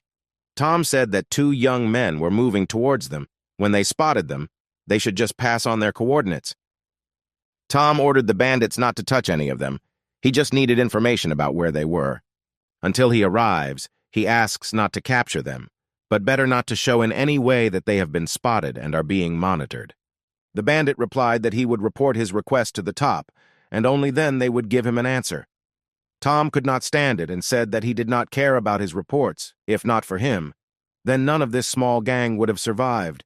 And if he gives orders, then these pathetic bandits simply must carry them out unquestioningly. He thirsted for revenge. Tom said that if these two did not run faster than the wind, then very soon they would be in his hands. He wanted them to have hope of salvation, and that was to die quickly. Time moved again to the moment the disaster began. A woman and a man approached the helipad. The military man loudly asked what their position was. The man said that the woman who was with him was the head of the Department for State Crisis Situations, and he was her secretary. The military man said that everything was correct and they were already expected. The woman asked where they were going, to which the soldier replied that they would be informed after they landed. The pilot immediately began to lift the bird into the air. The pilot said that they would not fly comfortably, but in 10 minutes they would arrive at the place where the river was flooded. The director of the department asked what kind of place this was and what exactly happened there, to which the pilot informed her that this was a secret operation, and she could only find out the details on the spot from their leadership. The director said that she has a daughter who should arrive in Korea very soon. She definitely needs to tell her whereabouts. But the military man replied that he was, of course, very sorry, but he still wouldn't say where exactly they were going. The assistant said that he would know everything as soon as they landed, so there was no need to worry. The director tried to write a message, but there was no connection. The military man said that there is no connection at all. Most likely this is due to this, and looked up at the falling meteorite. The assistant handed the director his phone and said that if you write from it, there is a much better chance that the message will be delivered. The director took the phone and started typing. She thought that now probably many residents are experiencing difficulties not only with communication. She typed a message as the helicopter approached the ship at the pier. People crowded around it, but only those who provided special passes and were on the military lists could pass through. The director of the department flew straight to the ship's helipad. She quickly walked up to one of the mission leaders and asked what about Mr. He turned to her and asked what she meant. The director asked if everything was okay with him. The manager asked who exactly she was talking about, the president or the Minister of Internal Affairs. The director said that he perfectly understands who she is asking about. The man calmly said that there would be a meeting at 7 o'clock in the evening, so they should go together and register as arrivals, and he added that he did not yet know how to answer her question. She looked outside and asked in horror what these people were thinking about. The man interrupted her and asked if she had received the second vaccine, to which the director replied that if she had not injected herself with the vaccine, she would not have even been taken on the helicopter. The man asked if her daughter had received the vaccine, to which the director replied that she had been vaccinated before leaving the country. "What about the third vaccine?" the man asked. The director said that she was sent to where there is a third vaccine. The man said that getting the third vaccine is not necessary if you have already had the first two. The director said that they couldn't tell him anything else. The first vaccine cost $1.5 million. The second vaccine cost $900,000. But she suddenly stopped without telling how much the third vaccine cost. She looked at the pier where people were crowding, how they could not understand that not all of them would sail on this ship. They were interrupted by a child's cry. With a cry from his mother, the little boy ran headlong towards his mother. The director just had time to squat down when the tomboy rushed into her arms. The kid enthusiastically asked his mother if she had seen the sky. The director said that they had nothing to fear, because this ship is one of the most protected places on Earth. Therefore, no matter what happens, he should not leave his mother for even a second.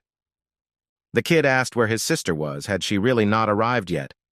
The director tried to calm the boy down, and with a smile on her face said that she would definitely welcome his sister here. The kid looked up at the sky again.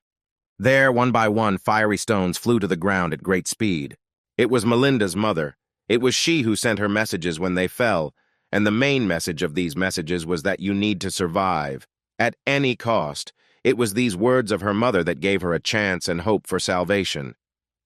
At this time, Melinda and Mason moved forward away from all the horrors that they encountered along the way. Mason turned around and asked Melinda who this person she so wanted to meet was. Could it be one of her family members? Melinda didn't say anything, but simply nodded her head. Mason said that he only had a grandmother, who died a month before all this horror began. He grinned. Would she really be afraid of zombies? With a smile on his face, he encouraged Melinda and said that her family would definitely survive. After all, the main thing is to believe in it, and then everything will definitely be fine. These words actually cheered her up a little. At this time, a dull thud sounded on the ship they had just left. Over and over again, as if someone was knocking on the door in a certain sequence. This was the same little boy who was now hardly a simple, friendly boy. Now it was a bloodthirsty, red-eyed zombie. And since Melinda's brother was here, this could only mean one thing. This destroyed ship was the very ship of salvation that Melinda was in such a hurry to get to. The baby fulfilled his promise. He still did not leave his mother, and they were happy until the very end, even after death. The mother growled and watched as her still-living daughter left the place where she was supposed to go. Melinda had absolutely no idea where to go and what lay ahead for them, but now both she and Mason had hope, and this is the strongest motivator for survival in this harsh, lifeless world. At this time, the fireplace was burning in the bandits' camp. One of them was humming a song to himself and making coffee. Today he was supposed to have the most delicious coffee on the entire planet. He wiped the cup thoroughly. He placed it on a tray with a plate of sliced toast and pieces of meat, then poured a cup of coffee. He said with joy and pleasure from his work that he was ready tomorrow. Approaching the luxurious bed, he called out to Edward, who was the leader of their gang. He sat down on the bed and said that he was tired of smelling that nasty aroma of coffee every morning. And also this nasty voice of his subordinates. The guy's name was Sam, and he said with a grin that Edward always liked everything, but he immediately interrupted him and ordered him to shut up so that he could start at least one day in a good mood. Edward took a cup of coffee to start his breakfast. Sam said that earlier in the day they received a call from a canning factory. Edward stood up and headed to the window, and Sam humbly followed him. He reported that some girl had most likely escaped from the factory. Edward immediately asked where she went, to which Sam immediately replied that she was heading in their direction. Edward asked whether the girl was alone or not. Sam said that from the messages from the factory it was clear that she was with some young guy. He laughed and said that Tom wouldn't tolerate that. Edward drank his coffee slowly and asked what Tom said in the message about these escapees. Tom said to catch the two, and then he himself would come and deal with them. Edward liked this. He laughed and said that he simply could not wait for Tom to come running to them with bulging eyes and beg them to give up the prisoners. Sam shyly reminded Edward that they were related by blood, they were cousins. So he has a small request. Edward took another sip of his coffee and asked what his request was. He reminded him of one of the gang members named Henry. Every time he ignores his orders in front of the others. But if he had a badge of honor, he would obviously stop doing that. They are relatives. Can't he really give him such a badge? Edward asked what he wanted from him, to which Sam replied that if Edward, as the king of their gang, punished Henry for his behavior, then he would never disobey his orders again. Well, or giving him a badge could greatly increase his reputation in their small society. Edward looked at him horribly. He took a walkie-talkie from his pocket and ordered Henry to go up to the room. Sam immediately thought that his time had come. Now that Edward would punish Henry for disobedience, he would definitely be on top. Edward placed his cup on the tray. Sam quickly carried the tray to the table like an obedient dog. He was so happy that he was even ready to jump on the spot. Would Edward really punish that bastard Henry? Now he would definitely be finished. A minute later, Henry knocked on the door, opened it, and asked if he could come in. Edward sat down on the bed and, smiling at Henry's appearance, told him to come in. Sam stood there with a big smile on his face and waited for Edward to tear Henry apart right in front of him, but Edward calmly asked Henry why Sam had been pestering him all morning about their relationship. Henry even sweated a little. He knew very well that Sam was the cousin of their leader, but because he was not far in mind, he never listened to him. Henry said that he simply asked Sam not to interfere in their affairs. Sam said that he didn't just tell him not to interfere in their affairs. He scolded him like some kind of child in front of everyone. This is real humiliation. Henry stood with his head down, and Edward laughed. Henry said it was true. He might have gone a little overboard. Edward stood up and, without ceasing to laugh, said that no matter how many times he taught him, he still attacked over and over again like a poisonous snake. Sam also laughed with Edward, but did not immediately understand his words. Edward said that such people must be killed until one day they want to kill him. Edward asked Henry if he understood what was being said. Henry bowed and apologized for the fact that his club was very light. Sam began to understand whether it was their boss who was reprimanding him now. Edward asked why Henry was still standing. Maybe he should teach the boy a lesson for his insolence. Henry looked at Sam from under his forehead and said that he could use some pain. Sam was shocked by what was happening. How did it happen that the conversation turned against him? This is not what they agreed on. Henry was already there and started beating the bastard Sam. Edward didn't look at it. Henry asked if it was necessary to take the badges from the bastard. Edward said that he could only take one badge from him, because if you took away all the badges from him, he would definitely die on the street. The sounds of impacts continued, and Edward decided that now was the time to drink some coffee to relax. At some point, Edward turned around and asked Henry to send the children to work. He stopped his beating of Sam and said that he would immediately carry out the assignment. After that, he let Sam go. Sam fell to the floor like a piece of meat, choking on his own blood. He tried to get up and spat blood mixed with saliva on the floor. Sam said that he would also go right away to carry out the boss's instructions. Edward approached him and asked where he was in such a hurry. Sam looked at his cruel brother with fear and did not understand what he wanted from him. Edward picked up a hockey stick and said it was time for the second lesson. The second lesson is aimed at moral education, swinging well with a hard wooden stick. Edward landed a clean blow right on his stupid brother's ass. The sounds of blows continued one after another. Edward repeated only 2 words, hierarchy and order, hierarchy and order. After a minute, the sounds of blows stopped, and he ordered Sam to gather everyone. Edward asked how well Sam understood the lesson he once again taught him. Suddenly, there was a knock on the door. It was a guy named Ray. Edward said that he was always glad to see him and allowed him to enter.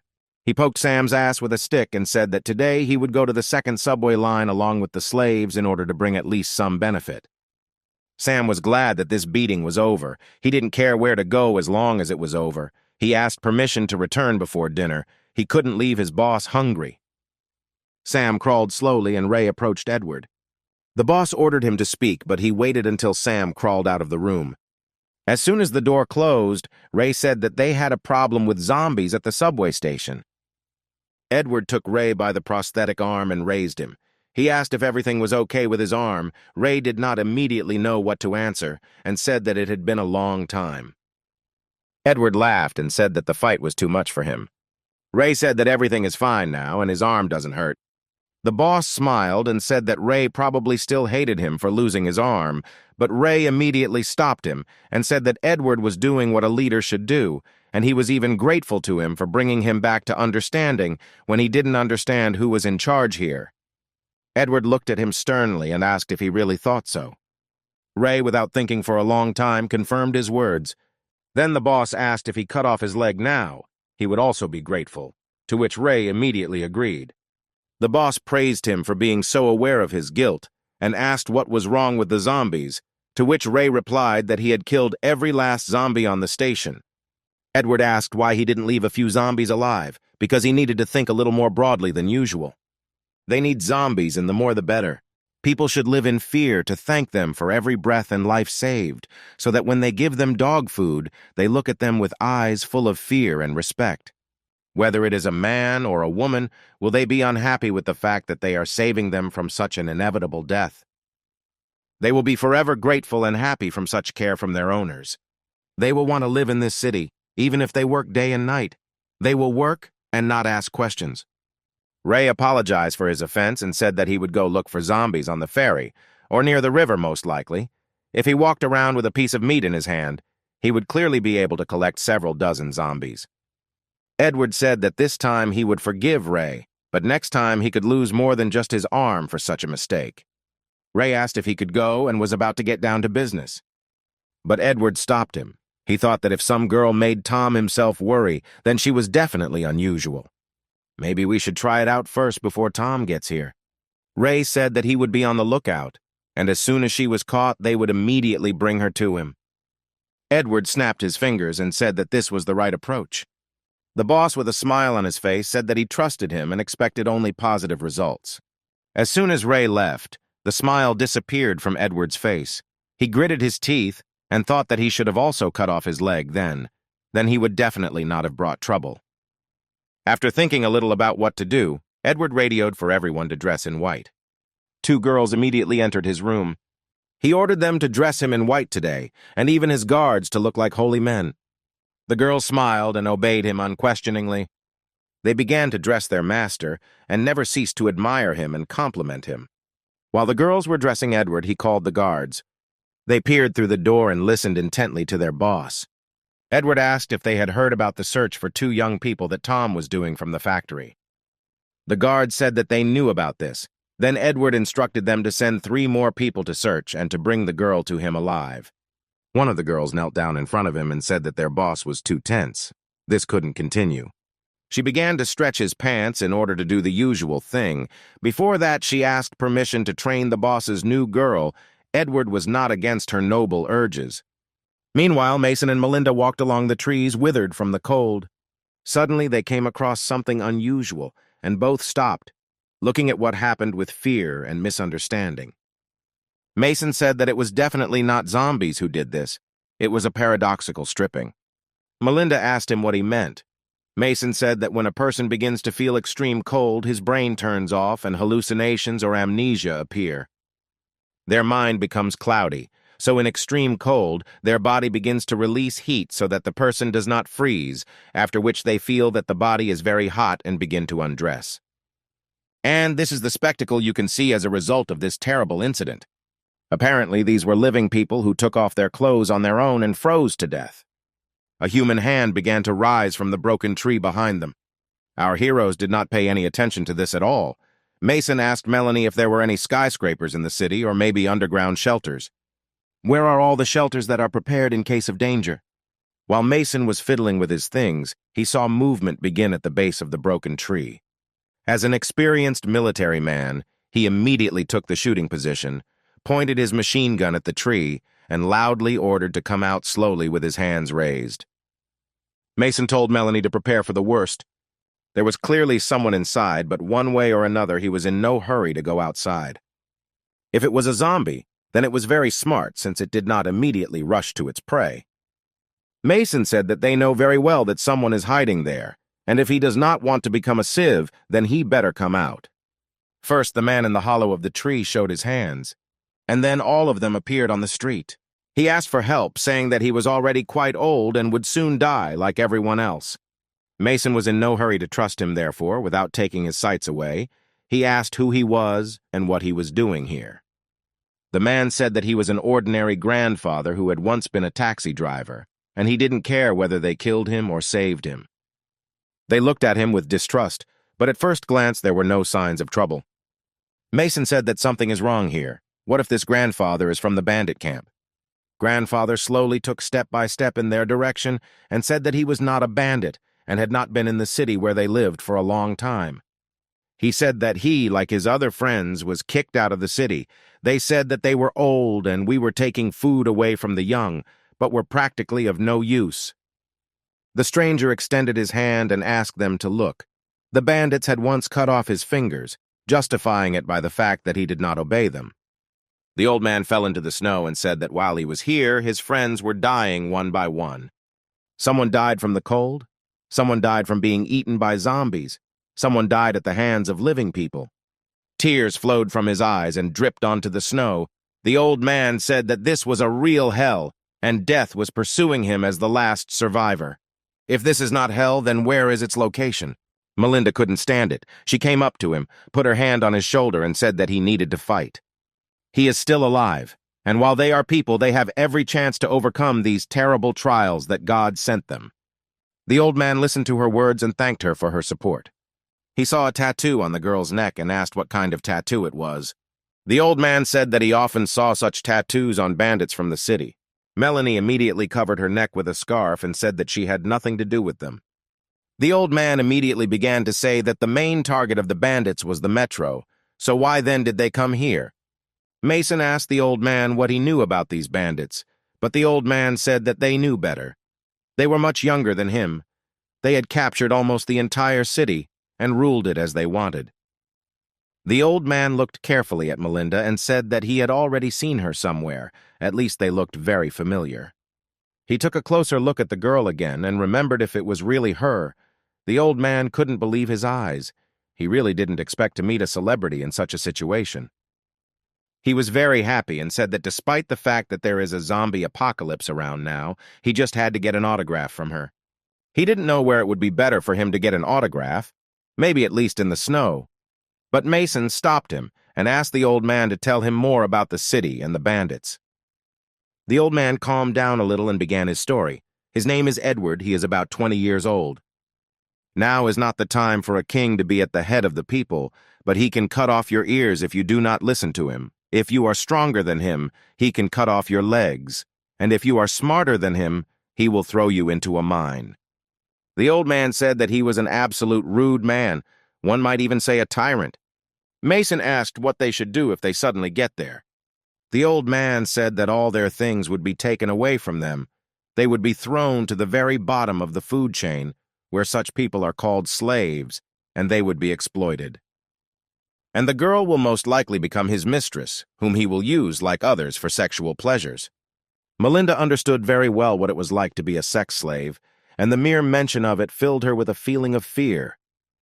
The old man put on his hat and said that men now rise from the bottom and girls fall from the top. Melinda remained silent because she did not know what to answer the old man. She took a piece of paper out of her pocket and asked the old man if he knew the way to this place, bypassing the city. The old man took the paper and said that we need to think carefully. The note stated the location relative to the city. He said this is the location of an underground bunker. They asked the old man in surprise how he knew this, to which he replied that he periodically took people there when he worked as a taxi driver, who loved to tell stories about their lives to a simple taxi driver. The old man said that he knew well where this place was, but it would be very difficult to get there without entering the city. The old man said that this is a protective bunker left after the war, but why do they want to go there? Mason said that the girl's family was waiting for her there, and he just followed her. The old man was surprised. Only influential people could visit this bunker, which means the girl has very rich relatives. The old man nudged Mason with a smile and asked him what their relationship was. Mason laughed and said that he too had only seen her on TV. The old man said that it means that he, like Mason, first saw her live only after the apocalypse. Mason said that everything was exactly like that. Mason looked at the lying human bodies and asked the old man what to do with them.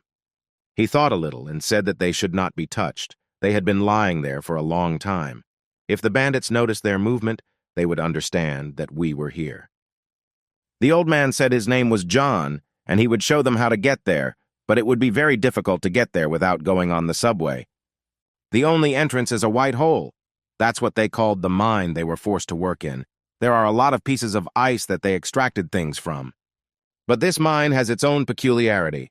If you are distracted for even a second, you will not be able to understand where is up and where is down. There is ice all around, and this white shine makes you lose your mind, and if you miss the person in front of you, you will get lost. These stories did not greatly inspire Mason and Melinda.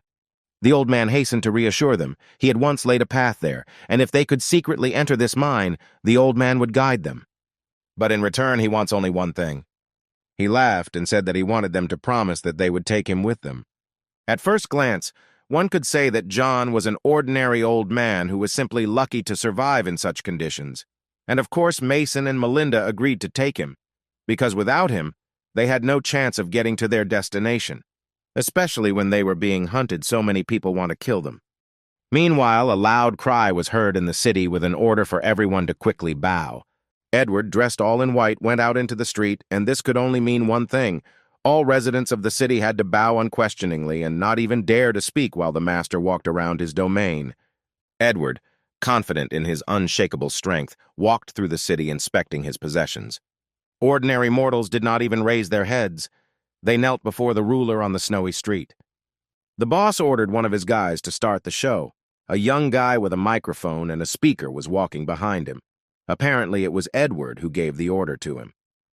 The guy immediately began setting up his speaker so that his voice could be clearly heard. Dear residents of the city, today, throughout the day, everyone can receive a blessing from Mr. Edward himself, who provided everyone present with the opportunity to live in this city, which not so long ago was dominated by neither living nor dead dirty souls. He made sure that these creatures no longer bothered the living, but remained there outside the city, and for his merits none of us can forget his mercy. He shared with us a piece of food that helps us all stay alive. He was able to make sure that we did not lose our souls and did not live like animals. He has created a place where we are all well protected, so let us all be grateful that we can still dream. Today we will try no less than yesterday, and together with him we will move forward towards a bright future.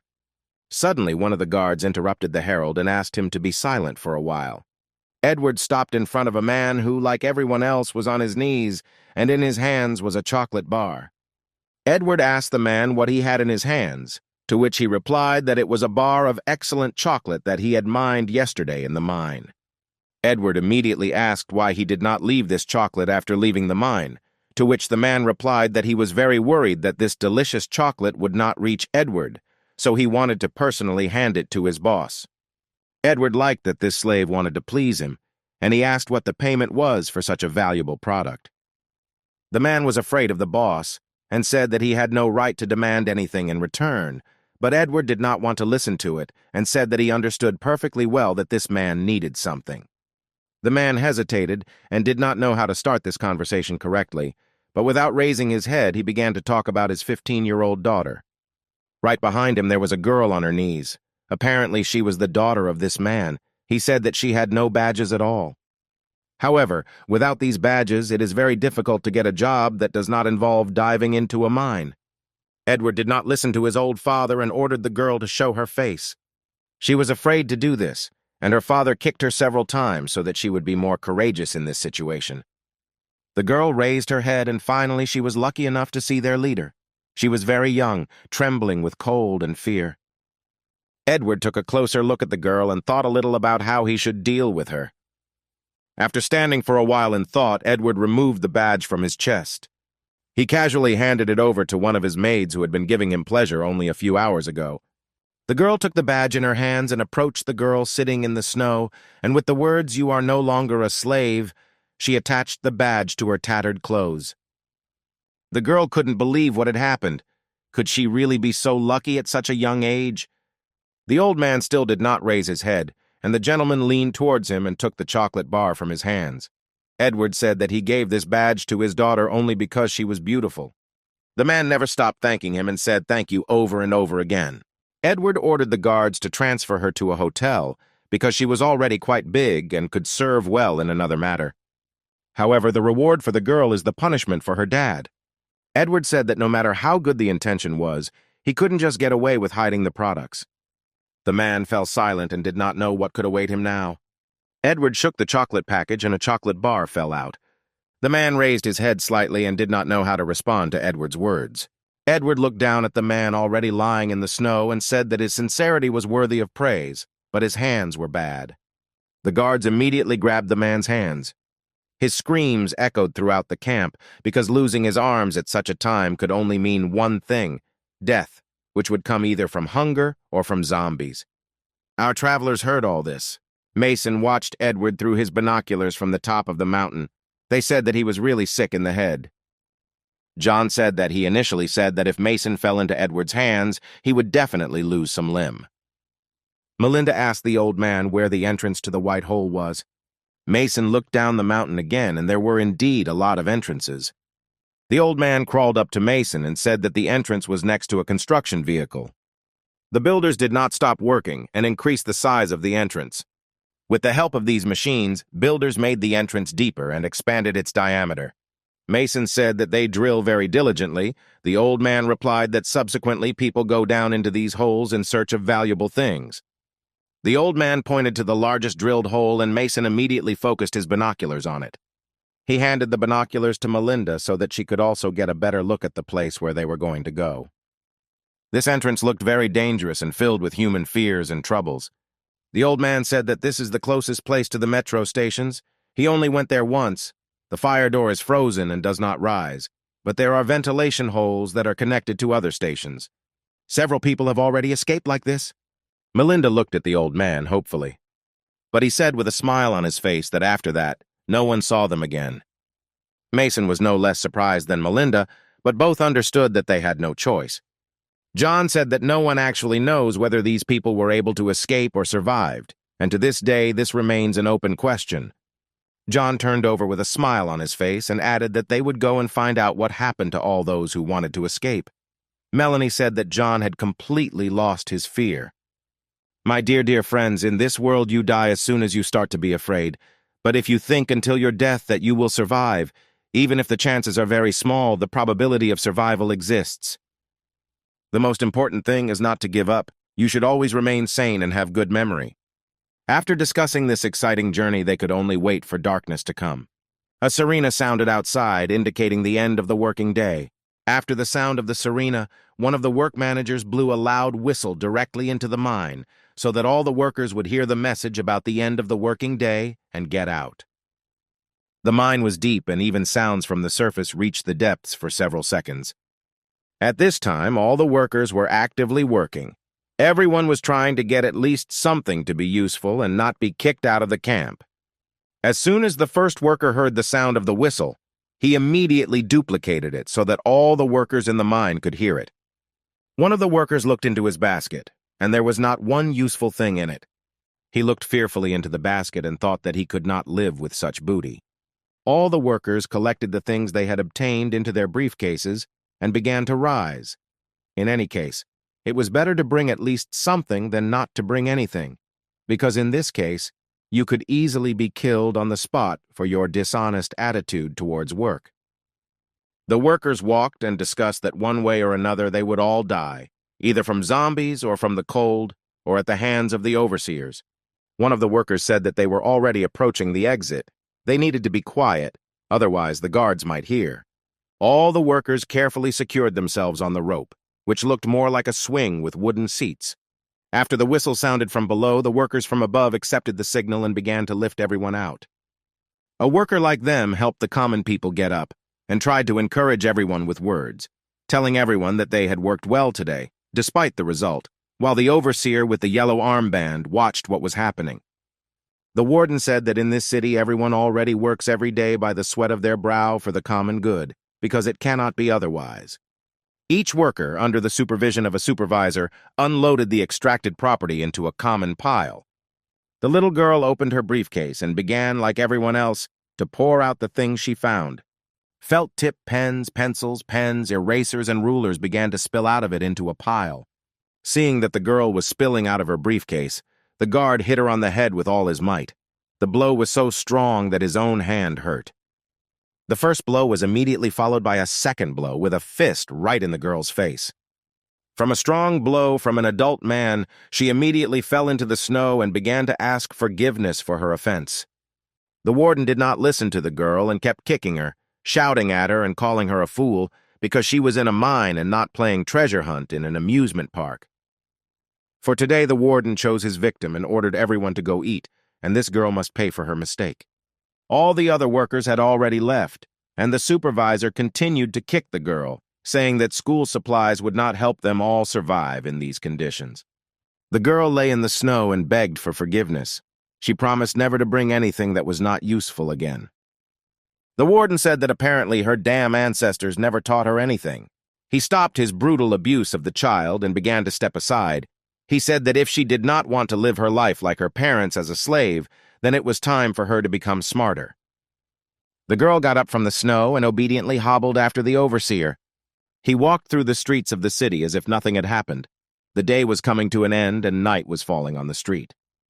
John said it was time for them to slowly go down. They all began to go down the mountainside together, sliding through the snow. Having flown this short distance like on a snow slide in childhood, they landed on the snow. Our three heroes had already approached the entrance to the dark mine that had not seen the sun, and John said that they needed to go there. The very first, largest, and in other words, a tunnel called the White Hole. They were already standing at the edge of the entrance. Mason was looking down, and the bottom was completely invisible. Goosebumps ran through his body from head to toe. John asked if they wanted to know why this place is called the White Hole. He said he was ready to listen to their suggestions. But there was no answer. And John said that the one who entered there on his own would no longer be able to get out on his own. Hearing his words without thinking for a long time, Melinda said that she would go there first. She sat down on the snow and was ready to begin the descent. None of the men expected such a bold act from her. The old man said that the girls, of course, should give in, but he would go down first. However, Melinda did not listen to him and, taking in more air, began to slide down at great speed. John scratched his head and said that young people have absolutely no patience. Without thinking for a long time, Mason immediately followed Melinda, along with his sled. The old man smiled and thought that these young people were either completely fearless or stupid or both. The old man squatted down after them and began to descend. At this time, one of Edward's men watched what was happening from the top of the mountain. He called someone over and said they were there. Tom approached him from the snowy darkness with a huge knife for advantage. His bloody sneakers, wrapped with a chain for better grip on the snow, left large indentations in the snow. Bloodlust and rage were visible in his one eye. The bandit said that they had entered the White Hole. Tom knew very well that this place goes straight to the metro line, but he didn't immediately understand where they wanted to get through it. Did they really want to escape through the firewall and water supply? The wound on his face had not yet healed completely and was bleeding, but he did not pay any attention to it. He laughed and said that he seriously doubted that they would be able to escape anywhere from this place. He walked forward. Tom only thought that when he saw Melinda again, there would be no more love between them. Revenge always came first, and only then love. Meanwhile, screams and sounds of battle between people and zombies were heard from the ship. It was Ray, Edward's faithful dog, who promised to bring zombies to frighten the population. But his plan was obviously not entirely successful. He sat on the floor covered in blood.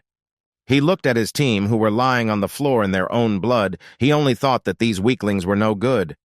Not far from him, he heard the sounds of approaching zombies. He grabbed his flashlight and thought that it was high time for them to crawl out to him for dinner. Ray turned on his flashlight and shone it into the darkness from where the sounds were coming. Dozens of red-eyed, snarling zombies were already crawling over the wall in search of food. Ray looked at them and thought only that there were too many of them here. The same sound began to come from the other side, and he shone the light there. There were no fewer creatures on the other side, and they were also ready to pounce on him. There was not much time left. Ray thought for a while and even managed to get upset. But suddenly he heard a pleasant smell of fuel. Shining a light forward, he saw that during the battle a canister of fuel had been pierced. Apparently, he had reached the fuel tanks. He shone the light on his hand and saw that everything around him was already sufficiently consumed by fuel. He came up with a brilliant idea, but Ray was a little upset that he wouldn't be able to beat Edward's puppy again. He began to check his pockets, and thought that it was in vain that he began to obey him. He had to go to the end then, and perhaps he could be in his place now, but it was too late to blame himself. He should have thought about it earlier. He looked for his lighter, and finally it was in his remaining right hand. Ray no longer wanted to live like a dog, obeying his master. His soul wanted something completely different. As soon as the lighter's fire lit up, a horde of zombies could be seen around him, who were already a meter away from him. A crowd of zombies attacked Ray, who did not resist at all, and said, what if there was still a god in this world? Let all those bastards who remained in the city. They will die a more cruel death. As soon as the zombies began to tear him to pieces, the lighter reached the floor, and the fuel that spread throughout the room immediately ignited. At first, a small light could be seen on the street like from a fire, and within a second there was a huge explosion that lit up the night sky. This explosion simply broke the ship in half. From its vertical position, the ship assumed a completely horizontal position. Although the fire was constantly burning everywhere, moving bodies began to be seen everywhere through the smoke. The red-eyed zombies finally left their prison, in which they had been languishing since the very beginning of the apocalypse, awaiting freedom. These were not ordinary zombies at all. They were exactly what Tom told Mason about at the time of their first meeting. Melinda's mother and brother were among them. The leader of this ominous group saw Tom's bloody trail, which stretched straight into the city. Now they knew where to go. These were not just zombies. They were much more progressive than ordinary walkers, they could think. But all the time they were driven by standard human desires, one of which was hunger. Meanwhile, Tom was standing right in front of the cave entrance. Blood oozed from his hand, which left a trail behind him for the zombies straight into the city. Tom wrapped his arm in a tight bandage to stop the bleeding. His wound still had not healed, and he was in terrible pain. He thought to himself that at the moment he was not in the best position. His wife had run away, his arm hurt, and he had lost an eye. All this greatly affected the capabilities of Tom's body, but psychologically it only turned him on more and more. For a long time he had not dreamed so much about how he would kill a person. At some point he raised his knife and said not to interfere. Tom said that on such a beautiful day he had better stay away. The best thing to do is organize something to eat. With a smile on his face, Tom said that it should be done quickly and with joy on his face. Tom told all this to Edward, whom he disliked greatly, But Edward said that the old man should not behave like that, otherwise what would his subordinates think of their godlike master? Tom smiled and thought that he had other plans for today. Revenge was above all. Even though he hated Edward, there was nothing to kill him for that day. Edward said they respect old people. But old people should be careful because respect can end at any moment. Although Edward was holding his revolver behind his back, Tom had long noticed him and asked if he was sure that 6 cartridges would be enough for him. Edward said that 3 cartridges would be enough for him. Tom lowered his huge knife and jokingly said that Edward had grown a lot. To which he replied that this was also thanks to him, hinting that Tom was producing meat for him. Calculating that the tension had subsided, Edward smoothly pulled the trigger on the revolver, leaving it unloaded. However, at the same moment, Tom suddenly approached and put his knife at his throat, taking Edward by surprise. Meanwhile, our heroes were already deep underground. An old man led them and said that if his memory did not fail him, then they were fishing in the right direction. Mason still continued to pull his sled with his things, but there was no snow here, and they made a monstrous grinding sound. They moved very carefully. Mason walked ahead with a machine gun. He carefully opened the door, and he and Melinda were even a little scared by what they saw. There was a dead man hanging from a rope right in front of them. Melinda was even speechless and tried to say what the person weighed. But Mason had seen this kind of thing often before. He said that he had seen this kind of thing often in the city. He took a knife and began to cut the rope. He said that fear dulls over time, and it becomes harder for you to overcome the feeling of loneliness. As soon as he cut the rope, the body fell face down on the floor. He quickly approached the body to see why the man died. Mason raised his head and looked at his eyes. He said that until the last moment this man was losing his mind. He carefully turned the dead man face up. John immediately asked how Mason knew about this place. It seemed to him that he understood everything quite well. Mason said that he had been here before. His father was in charge of maintenance. And sometimes he even took Mason with him to work. Mason immediately pulled the lever. And immediately after that, the lights on the ceiling began to light up. Mason said his father always spoke with pride about his work as a subway power generator. They were all happy about the light, and Mason added that there would be enough light here for another 50 years, even if it disappeared on the entire planet. But as soon as the light was turned on, they immediately heard the growl of zombies.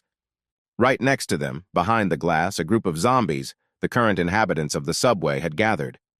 They were definitely hibernating, but the influx of light and voices woke up the zombies and made them want food again.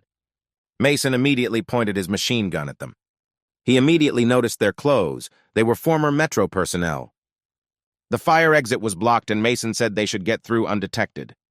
But at the same moment, John asked him how he was going to do it and what passage he was talking about. Mason pointed to the camera and said that if there was no water in that room, that meant the firewall was working well. John clarified with him what he meant. Was it really that the Metro was not flooded at that time of a global cataclysm when the entire city went underwater, and over time it became icy? The old man grinned and said that this means that people from the city, due to their lack of enlightenment, dig ice only next to the iron door, constantly making such a difficult path, so of course they are idiots. The old man looked at Mason again and asked him, "Is it really possible that if the firewall is locked, then they won't be able to get through?" Mason thought a little and said that it all works out like this. That's why Mason wanted to open this door. After all, the console they were now standing at is not only an electric generator, but also the main power source. Having moved all the toggle switches to the desired position, Mason was ready to press the button to open the door. If you try, you can open all the fire doors at once by pressing one button. After waiting a few seconds, Mason pressed the button. Everything around them shook, and Mason's plan actually worked. Fire doors at all metro stations and lines began to open simultaneously. Due to the violent shaking, the glass behind them began to crack more and more. The zombies pressed harder and harder on him, almost displacing him under the weight of their own bodies. And at one point, the glass could not stand it and finally broke. Now our heroes were face to face with former Metro employees. The monsters were ready for lunch and were eager to attack. The old man told them to leave, but Mason did not listen to him about what he would do here alone. The old man said that everything was fine. It was too narrow here, and if they confronted them together, they would only interfere with each other. John took out a knife from behind his back and asked his new friends to calm down because there were only a couple of zombies and there was no need to worry about them so much. Mason adequately assessed the seriousness of the situation and said that they would leave first, but would wait for John alive. The old man said that he understood everything perfectly well and asked them to quickly run away. They ran quickly and thanked John for his sacrifice. When the fire doors opened, everything shook not only below but also above. Tom and Edward felt it very well. Tom asked Edward if he knew what was happening now. Edward said with confidence that something was definitely working below. However, at the same time, red-eyed zombies were moving on the mountain in a huge crowd. There were countless of them. The city was their #1 target. At the same time, a zombie began to rise from the entrance to the cave. They all looked at him together. Edward recognized from his uniform that this zombie was from the engine room. Tom said that some attractive zombie group had formed inside. Edward was delighted with the abilities of this girl, who managed to open the engine room on her own, so he might fall in love with her. The guard said that most likely they opened the fire door. Everything became even more interesting. The subway worker climbed further and further up the slope. Tom said that the girl belongs to him, and Edward should not be interested in his things. Edward grinned and said that everything in the city is not simple at all. That's how some things happen that they don't even know about. Tom said that there was enough talk for today. He would go down there himself, and after he finished the job, he would notify them of the result. Without waiting for Edward's answer, he rushed into the shaft at full speed, and he immediately finished off the first zombie standing in his way by cutting him in half. Tom was full of rage and anger, and the zombies would not stop him on his path to revenge. An hour later, Edward and his people were inside the subway. He was surprised that there was such a place right under their noses. And where had Tom gone? Could old people really be so fast? Edward looked at his new possessions and did not understand what they had been doing all this time. One of the guards said that it was good that they were able to discover such a place. Edward did not agree with him. Why did they just gouge the ice for so long? If underground there is a whole network of tunnels already built for them, from this day on the work will only increase.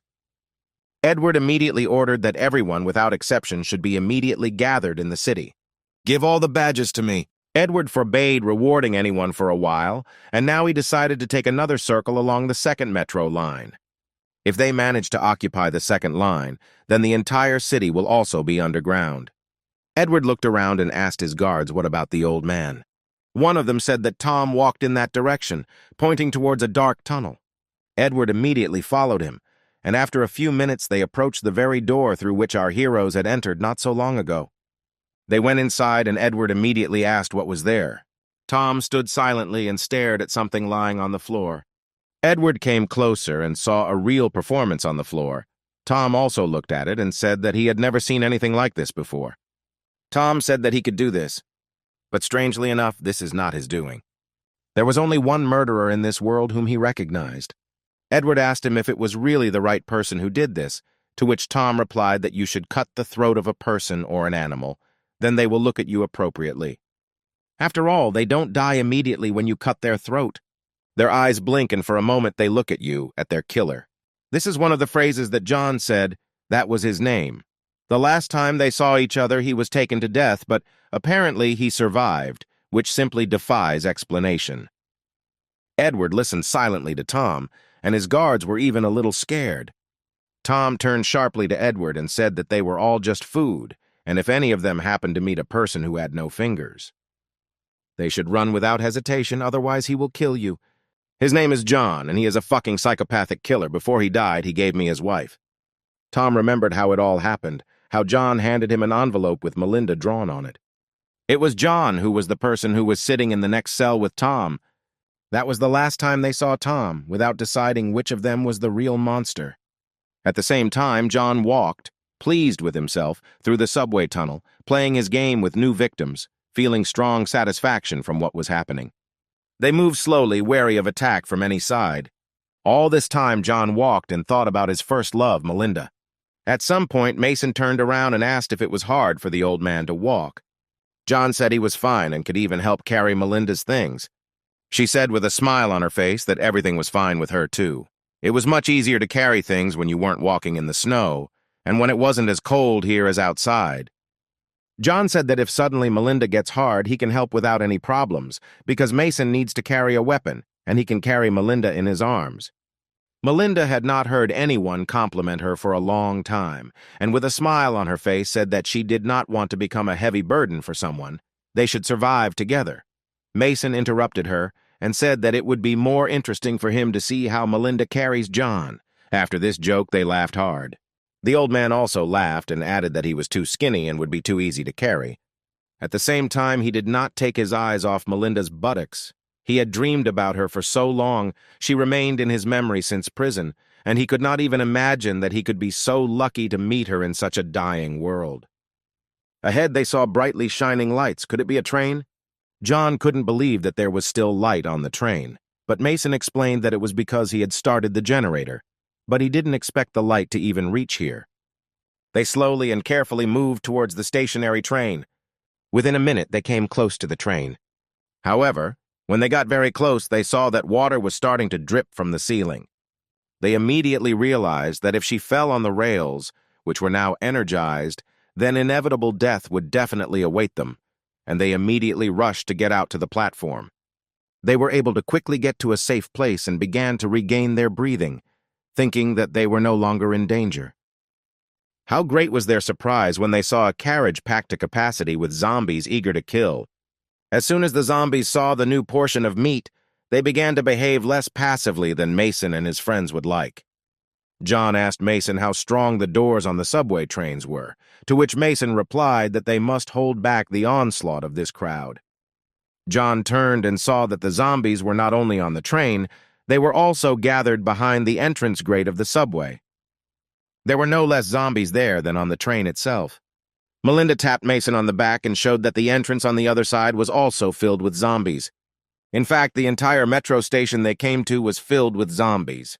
They were separated only by a metal grate, which was subjected to the endless onslaught of a huge mass of zombies who had not smelled flesh for a long time. The grate began to succumb to the zombie pressure. One great screw has already fallen out. It rolled right under Mason's feet. Melinda said that they had better leave here, but John said that they should not just leave, but run away as quickly as possible. Mason approached his convoy with things and asked them to wait a little. His baggage train included clothes, some food supplies, a pistol, and a machine gun. When John saw all this, he screamed with happiness. Mason looked at him sharply and asked what was wrong.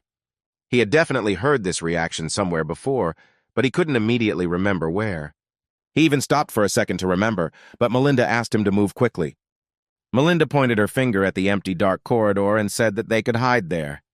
At this time, zombies, maddened by the smell of people, began to get out of the subway car. John said that Mason had better hurry up, because the doors of the carriage had already opened a little. The lattice began to loosen more and more. Mason took out a machine gun, loaded it, and said that it would be much safer to move further with a weapon.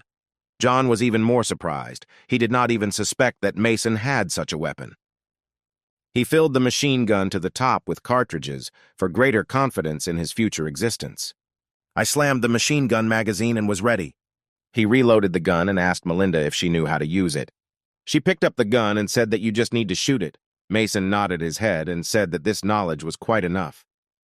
He handed her a gun and said that only they would survive. John said that since he had nothing, he could set a trap, and then reached into his pocket. He stretched the tight thread and said that although it would not last long, it should help. He headed to one of the entrances and said that such a trap needed to be installed at head level in order for it to be as effective as possible. The zombies were rushing out, and it was obvious that the iron door would not hold out for a very long time, and John unwaveringly stretched his thread. Melinda asked what effect such a thread could have. John said that this is not just a thread, it is strings, very strong and sharp when they are in a taut state. Stuntmen often use them in their work. John quickly finished the setup and said that if they were all ready, it was time to run away, but the question was in which direction. Without finally deciding, they all ran together. As they ran, John said that no matter how thorny the path was, now the most important thing was to just run away from here. Mason said that now their most important task is to get to the underground bunker. Whatever happens, Mason promised to bring them there. They ran around the train and headed further along its route to the next metro station. Mason immediately asked everyone to be as careful as possible because it was very dark in the tunnel. They ran quickly, and John asked Melinda if she could give him the gun while he ran behind them. It would be more effective. But Melinda, without thinking for a long time, gave John her stick with a knife wrapped around it and told him to run in front while she covered the rear. John asked in surprise if she could handle it, but Melinda was not the timid type and said that she could be relied on. As they ran, a loud noise was heard behind them. The door flew off its hinges and fell to the floor with all its might. The crowd of zombies began to run at great speed.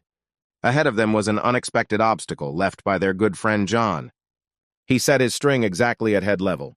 One by one, the fleeing zombies lost their heads from their madness. They walked down the aisle in absolute silence, and Mason suddenly stopped. John grabbed Melinda's head and covered her mouth. He just wanted to avoid unnecessary noise. Quietly in Melinda's ear, he told her that there was something ahead.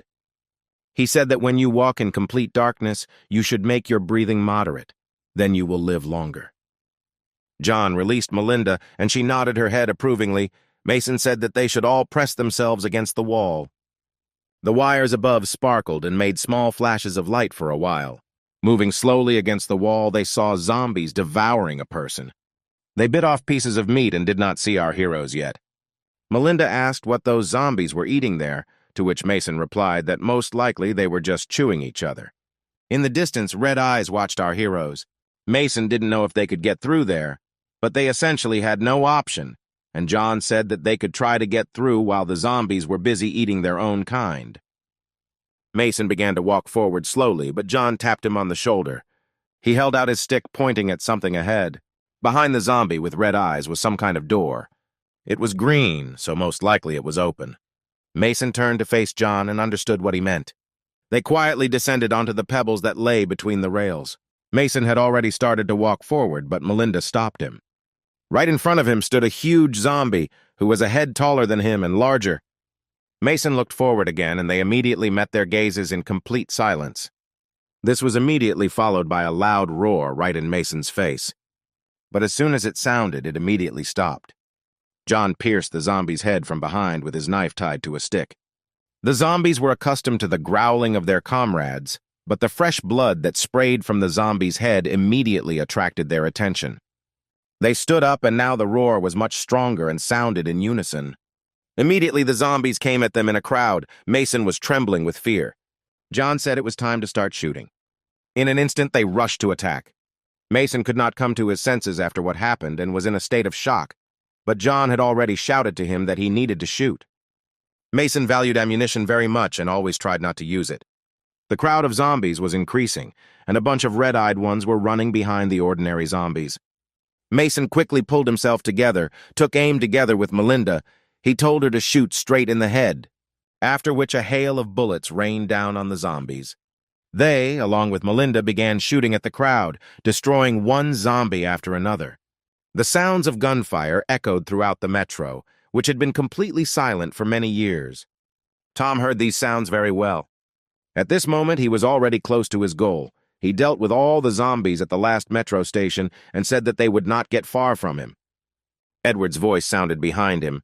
He was also covered in blood and said that this place, of course, would need to be cleaned up properly. Tom said that along the way, he actually does part of the work of his pathetic bandits, and any slave can remove the corpses, so Edward should also thank Tom for the service rendered. Meanwhile, at the entrance to the mine, all the workers from the city were gathered. The time was already approaching the end of the working day, but such a gathering of all people rarely happened. The workers did not understand why they were all being pulled back to work. The supervisors urged people to quickly start work and enter the mine. Workers assumed that this could all be connected with the recent earthquake. Within an hour, all the workers had already gone inside and started work. At the top of the mountain, someone was watching what was happening. A crowd of red-eyed zombies from the ship were already approaching. The leader of these creatures was pleased that all the meat had independently gathered in one place. All the zombies following the leader began to fall headfirst from the slope. It was very convenient to be dead, and after falling from such a great height, they simply got up and went forward, conquering the city's metro. At the same time, Mason and Melinda crushed the approaching zombies with a hail of bullets. Rotting meat was scattered across different parts of the metro. At some point, Mason's machine gun jammed. He pulled the trigger, but the shot did not fire. Immediately, he was very confused and did not know what to do now. Another zombie was already in front of his face. Mason was pinned in a corner. Now he became a virtually defenseless kitten, surrounded by angry dogs. But Melinda came to the rescue in time. A point-blank pistol shot immediately stopped the vital activity of the rotting organism. The zombie had already fallen to the floor, but Melinda did not stop pulling the trigger, even though she was out of ammunition. Mason put his hand on Melinda's gun. She was breathing heavily and couldn't calm down, but Mason said that it was all over and she needed to come to her senses. Mason said the gun should now be reloaded. He lowered the machine gun to the ground and said Melinda did a good job. Mason began to look for a magazine for reloading the pistol in his pocket, but it was not there. He looked around and saw that the magazine had fallen to the ground during the firefight. Mason didn't even immediately understand how this could happen. Suddenly he heard the rustling of zombies ahead. Mason looked up and saw that the walking dead were already approaching. He quickly went down behind the store. The dead were already very close and were ready to attack. There was an urgent need to recharge. Mason trembled with fear and actually looked straight into the eyes of his death. John approached him from behind and said that he should not move if he wanted to stay alive. John said that Mason is a little short of being a professional zombie killer, so now he will deal with them. John took out 2 knives from under his jacket and told Mason to catch the moment when the floor shook. Only then should he catch the moment and load his pistol. Mason stood and was afraid to move. John asked him again how much he understood what he said. Mason quietly said that he would do so. Mason said that John might not want to get so close to zombies because it could be dangerous. But John said that in the worst-case scenario he would die and nothing would change. Mason asked John if he really was a taxi driver because he behaved like a professional killer. Maybe he was from the Special Forces. John turned to him and said that the focus now should be on survival. It wouldn't hurt for Mason to concentrate on this because very soon the floor will shake. A small earthquake began and Mason quickly grabbed the magazine from the floor. The zombies were also ready to rush into battle. While Mason was loading the magazine, John rushed at the zombies and they rushed at him. With precise movements, John cut down the zombies one by one. Heads just flew in Mason's direction. No matter how many times they attacked, John understood their movements perfectly and did an excellent job with his knives. One zombie rushed past him. He pushed himself off the ground and rushed straight at Mason. However, the goalkeeper was in his place. John grabbed the zombie's leg and pulled it towards him. He was able to stop the zombie right before it could bite Mason in the face. John asked Mason if he knew that if the goalkeeper makes a mistake, then a loss of points follows, and in their case, if the goalkeeper makes a mistake, then Mason may no longer be on their team. Therefore, saving a drowning person. The work of the drowning man himself, John added. Did he say it right? John asked Mason. With each new blow, he did not stop asking him this question. John said that now they need to do everything right, otherwise they will all die. 2 zombies almost attacked John from behind. But Mason fired twice in time and hit the target. And John, seeing this, immediately cut off the heads of both zombies. When the zombies stopped appearing on the horizon, John exhaled and relaxed a little. He smiled, looked at Mason and asked if this was the first time during this apocalypse that he had seen a slit throat. Mason was trembling with fear and couldn't move. He didn't even know how to answer this question correctly. John said that when he kills them, he becomes calmer. Mason looked at him in horror and still could not find words. John immediately asked if Mason was now afraid of him. Melinda said that's not true at all. Mason, through his strength, could only say the word turn around. John turned and saw a whole flock of zombies from where they so often crawl out. John said that the frost from the back was absolutely not a joke. Melinda shouted that there were a lot of them, to which John replied that he felt it perfectly. There are just a hell of a lot of them, stupid zombies. Melinda was sweating and said that it really was like hell here. John reached into his inner jacket pocket and said that the world is hell if they haven't realized it by now. He took a fireball out of his pocket, lit it, and turned around to see what was waiting for them now. Dozens of zombies were already very close. John looked at them with a smile and said that such faces can only be seen in hell. And today they will inevitably get there. John thought that he should have finished things with his daughter in advance. He was sorry that he might not have time to do this. The shaking began to grow stronger. But now it was not only shaking but also sounds. They heard the sounds of a passing train. Melinda stood above, cried, and said that they should not die here. She didn't know what to do. The sounds were getting stronger, and she prayed to God for help because there was no one else to ask. Mason realized that a train was definitely approaching them and said that they should quickly go upstairs and get off the rails. Mason stood up and said that it seemed like a big disaster had been avoided. John turned around and asked what he meant, what other trouble. John rushed upstairs and said that they would die anyway, or he misunderstood something. He went up to them and said that either zombies or the tunnel would collapse, or there was some other option. The zombies followed them, but the shaking did not allow them to accelerate much. Mason told John to stay near the wall. A light appeared in the distance and began to illuminate this dark, zombie-filled tunnel. The zombies only had time to turn towards the light, and immediately after that, they were hit by a subway train at full speed. This most likely was the very rescue that Melinda was talking about. This whole crowd of zombies was already right under the iron wheels of the train. The train was traveling at great speed and was developing a strong wind, but thanks to the fact that our heroes were pressed tightly against the wall, they were not carried away by the wind and were not crushed by the train. After the train passed, a whole heap of crushed meat, bones, and blood was left on the ground. Mason had not yet opened his eyes and asked if everyone was alive. The old man and Melinda said they seemed okay. Mason quickly woke up and said it was time to run. John said that they were simply incredibly lucky. The train was traveling at a very good time, right on schedule. Within a minute, the door slammed behind our heroes. They ran and heard the sounds of falling, one after another. "What is there? What is falling there?" Melinda asked. They began to look more closely. These were the sounds of zombies falling into the subway ventilation. These were the same zombies that came from the ship. They fell in the subway and then got up again, ready to look for food. Now John understood where they came from so often and so much. John suggested walking past them more quietly. But Melinda hastened to disappoint him, saying that it seemed they had already been noticed. Then Mason said that they needed to run and not look back. "We run and look only forward. Perhaps this is the only way we can survive." Meanwhile, Edward stood and looked at the zombies who were locked in the carriage. Behind him, workers were gathering, and the supervisor ordered everyone to get in line, and all latecomers would be used to clean the train. The supervisor encouraged the workers that this was their chance to learn how to hunt zombies, because after that, they would be able to join the ranks of the military personnel of their organization. Although the warden said so, he was extremely scared to be near the train. Edward saw his fear and ordered him to start cleaning the train along with everyone else. At this time, Tom headed into the tunnel. Edward saw this and asked if he was following his girl again, to which Tom replied that this should not worry him.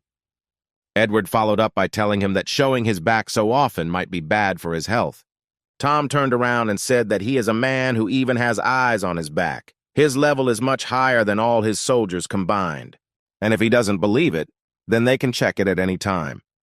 Edward, smiling, put his hand on the glass of the train and said that he was so scared that he didn't even know where to go. Maybe he should get into the carriage and let all the zombies go free. Tom laughed and said that as soon as he did this, he would run after him like a little girl. Suddenly, Tom heard the sounds of an approaching train. He didn't immediately understand what was happening, but was that brat really able to start the train? When the realization of everything that was happening came to him, he rushed to run, knocking everyone out of his way. Edward didn't understand what was happening and why Tom was reacting this way until he saw the light of the train lights behind him. The train did not keep itself waiting long and at full speed crashed into a train filled with zombies standing at the station. Edward was thrown several meters away from the shockwave. He was able to quickly come to his senses and did not understand since when trains started running in the city. Someone definitely had to send this train. It didn't just come here. Many people were scattered across the platform, and they also slowly began to regain consciousness. However, zombies regained consciousness much faster than humans. Screams began to be heard throughout the platform. One person had already fallen into their clutches. The girl tried to fight off the zombies with her feet, which were increasingly filling the train tracks. However, it was already too late, and the girl was already completely tightly captured with both hands and teeth. Zombies are unreasonable, soulless creatures who did not care at all who they used as food. After so many years of hunger, they could finally enjoy food. One of the zombies grabbed Edward's arm. However, Edward was no ordinary guy. He grabbed his hand and threw him over himself. Immediately after which he climbed on top of him and grabbed the sword lying under his hand. He put it to his throat and began to press slowly. Edward told him that when he saw people he should attack them quickly and forcefully. But you definitely shouldn't hesitate, after which you cut off his head with both hands. Tom laughed and said that using so much force to catch one zombie was too reckless, as now he would catch the rest. Tom said that he taught him something completely different. Edward stood up slowly and said that Tom hadn't beaten him too far, but he was already boasting. Now he will show what it means to catch zombies for real, and what it means to fear not just one person, but fear of an entire army. After his words, well-equipped people armed with saws and knives began to approach the tunnel. They began to chop down the zombies like grass on a field, cutting one after another. Edward ordered the use of shields, and already several strong guys with police shields stood in front of him. Tom smiled and said he was driving again. He jumped onto an overturned train. Under his foot he saw a handkerchief that was attached to the train. Tom picked it up, sniffed it a little, and smelled the same aroma. It was Melinda's handkerchief, which apparently fell off her as the train rushed past them. Tom rushed after his girl and ordered Edward to clean up the place while he hunted. Edward was angry and could not understand this sick old man, and he also infuriated him very much. Edward took off his white jacket, already heavily stained with blood, and told Tom that no one let him go alone. Since he wants to get that girl so badly, he will gladly compete with him. He threw his jacket to his sex slaves, ordered the security to follow him, and the girls could handle all the other zombies. The girls, laughing, asked how they could do this. Edward told them to do at least something and then immediately go upstairs. The girls immediately said that they would clearly be of little use here, so they would immediately go upstairs. The girls went upstairs in fear and wanted to quickly leave this place. However, what was their surprise when they saw that red-eyed zombies were already waiting for them at the top, silently standing. There were no longer people from above, everyone who was alive. It was temporary, and they all remained only underground. Meanwhile, our heroes were already walking, and there seemed to be no pursuit of them. At some point, they ran into the same bunker. Melinda couldn't believe that they managed to get there alive. However, John asked if they could go inside. Mason saw the door and decided to immediately check it. At first, he just walked up to her. Then he leaned close to the door and listened, in order to prevent an unwanted collision with zombies. Everything was quiet outside the door, so he turned the doorknob. And the door opened without any keys or locks. John asked if the door opened, to which Mason nodded his head. Melinda asked what was inside, but Mason said it wasn't clear what was in there or if there was any danger. The room was dark, but there were no sounds or reactions. John asked if they could really go in, to which Mason replied that there was no other way unless they wanted to go back the way they came. Melinda again volunteered to go first. She said that if something happened to her, she would want the two of them to save themselves. John said that Mason should go in first. In any case, his reaction will be much faster than the girls. Melinda said that she was very grateful to everyone who came here with her, but she would go in first. John said that in this case, he and Mason would stay here and make sure that bandits or zombies did not come up behind them. John said that he would stand near the door and be able to come to the aid of both Mason and Melinda. Mason moved far enough away so that he could be seen as far into the tunnel as possible, and also so that he could be seen near the door.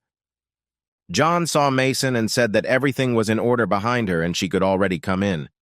The girl boldly entered the room while John stood behind her. She began to rummage through her briefcase and looked for a flashlight. Finally, she managed to find him and turn on the light. But John came up behind her with a huge, wide smile on his face. Mason was watching the perimeter, but the door suddenly slammed shut. He rushed to the door with all his might, but it was locked from the inside. He started knocking hard and asking what happened, if everything was okay. He began to listen in order to understand what happened there. John held Melinda and didn't let her say a word. He laughed quietly and told her that everything would be fine. It will all be over very soon. She has nothing to worry about. Without air, Melinda began to lose consciousness, and John continued to say that very soon it would all be over. She lay in his arms, and John said that all this time he was just looking after her. He said that she was still just as beautiful, even in such a mess. After a few minutes of admiring her, John grabbed her by the hood and pulled her with him into the darkness. Mason couldn't understand what happened. Were there really zombies inside? But when he looked there was no noise or reaction to his appearance. Behind him, he heard a familiar rustling sound. But where could he go?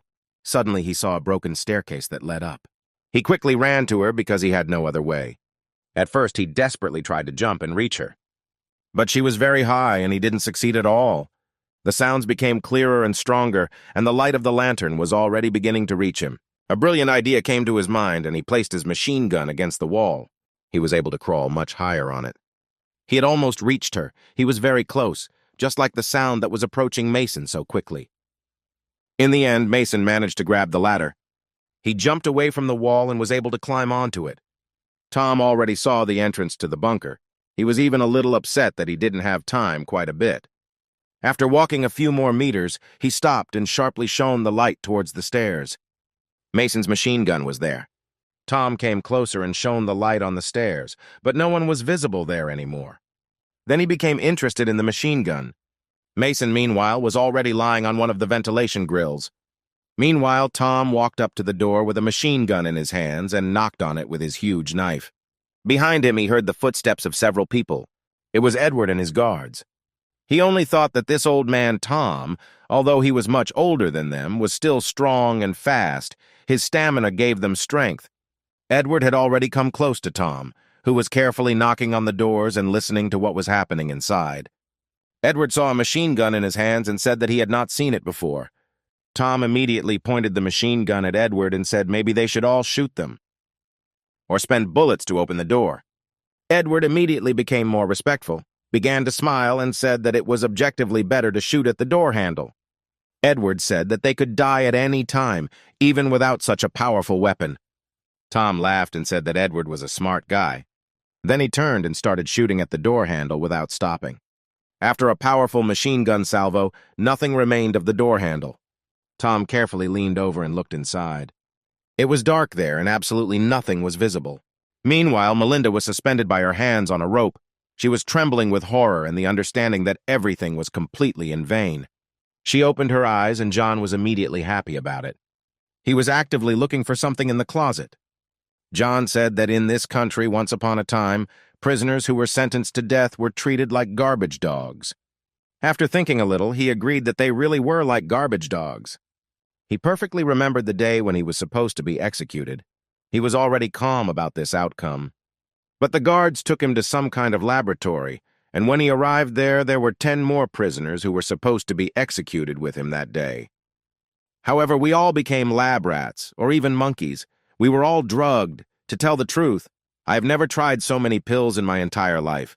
I ate all the pills, green, red, black. A week later, there were only 3 of us left. Everyone else died. John laughed. But the most interesting thing is how they died. They didn't just become addicted. At some point, after taking the pills, their eyes widened. They grabbed each other and devoured them, and so the rebellion began. But the most urgent thing was to come. But the worst thing was that these bastard scientists just stood and watched as the prisoners devoured each other, although no, they even filmed it all on camera. They knew everything. They knew perfectly well what would happen. That's why they needed people like me, sentenced to death, so that later they would not tell anyone about this unsuccessful experiment. He took documents out of the locker, showed them to Melinda, and said that all those zombies that walk upstairs were the work of bastard scientists. They were the ones who started this. He asked Melinda to look closely at these faces. There are a lot of red-eyed bastards walking around outside, so these are all scientists. John stuck his knife into one of the photographs and said that he simply had to kill them all. Melinda was crying, shaking with fear and completely unaware of what awaited her ahead.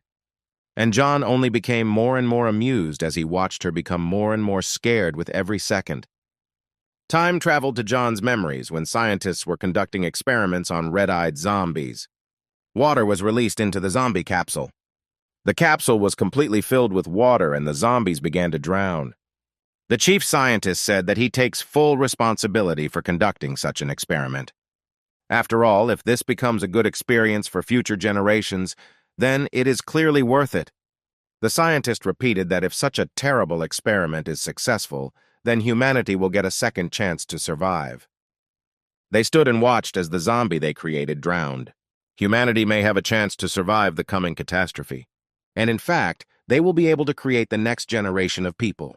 Until then, all test subjects who had been dead for 4 hours had all been brought back to life using artificial blood and steroids developed by the research team.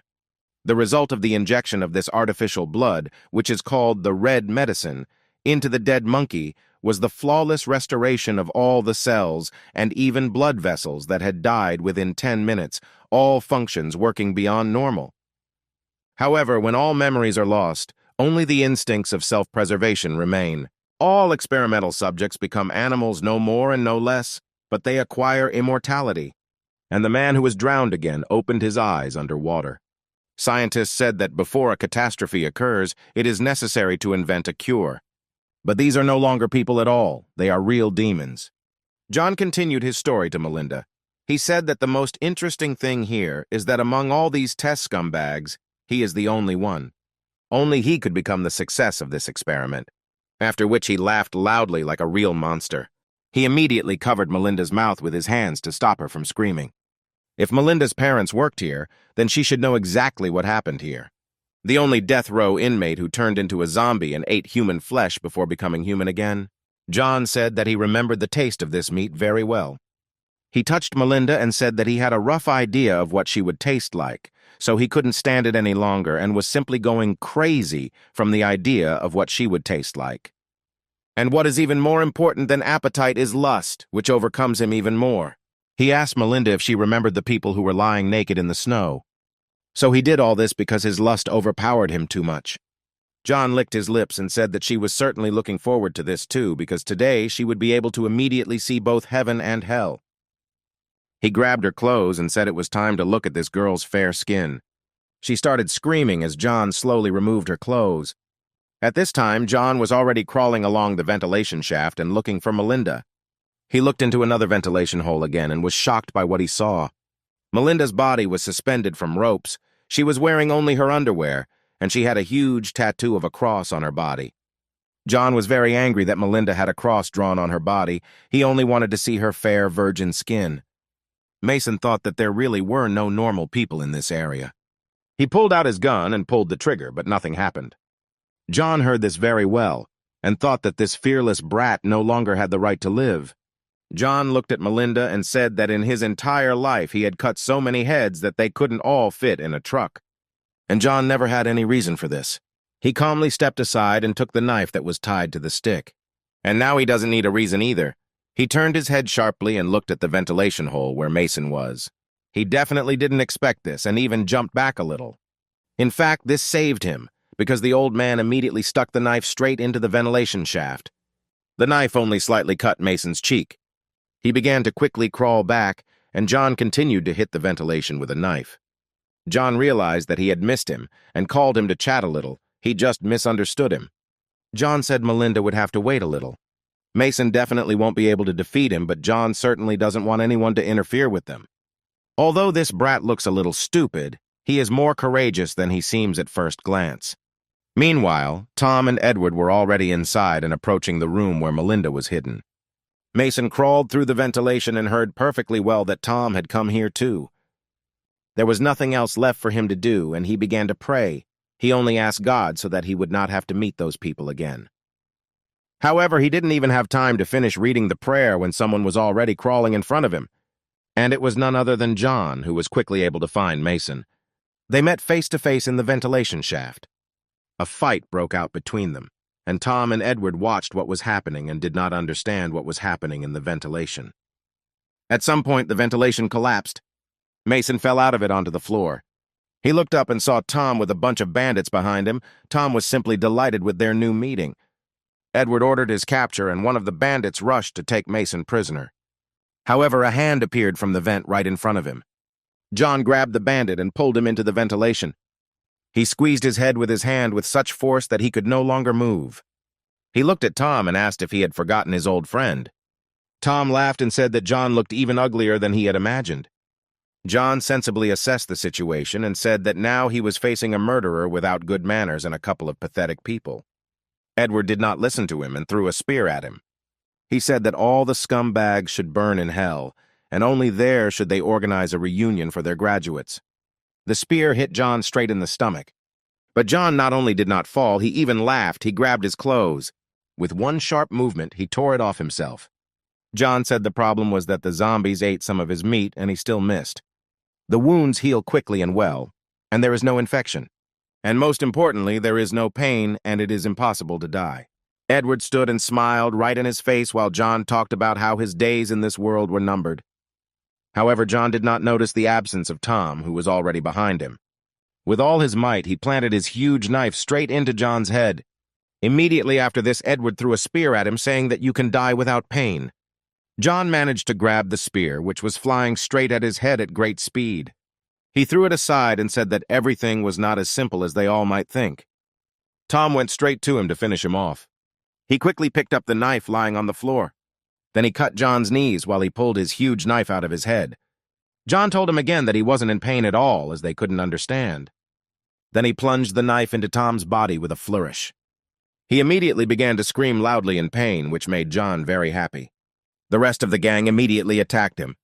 John was only too happy. He handled the knives as if they were one. He cut one after another without stopping. Blood splashed in different directions. Seeing what was happening, one of the bandits stopped and did not dare to attack. He quickly turned around and began to run away. However, John did not let anyone leave here, after which he immediately tore out a piece of flesh from the bandit's neck, that very fresh human flesh that he had missed for so long.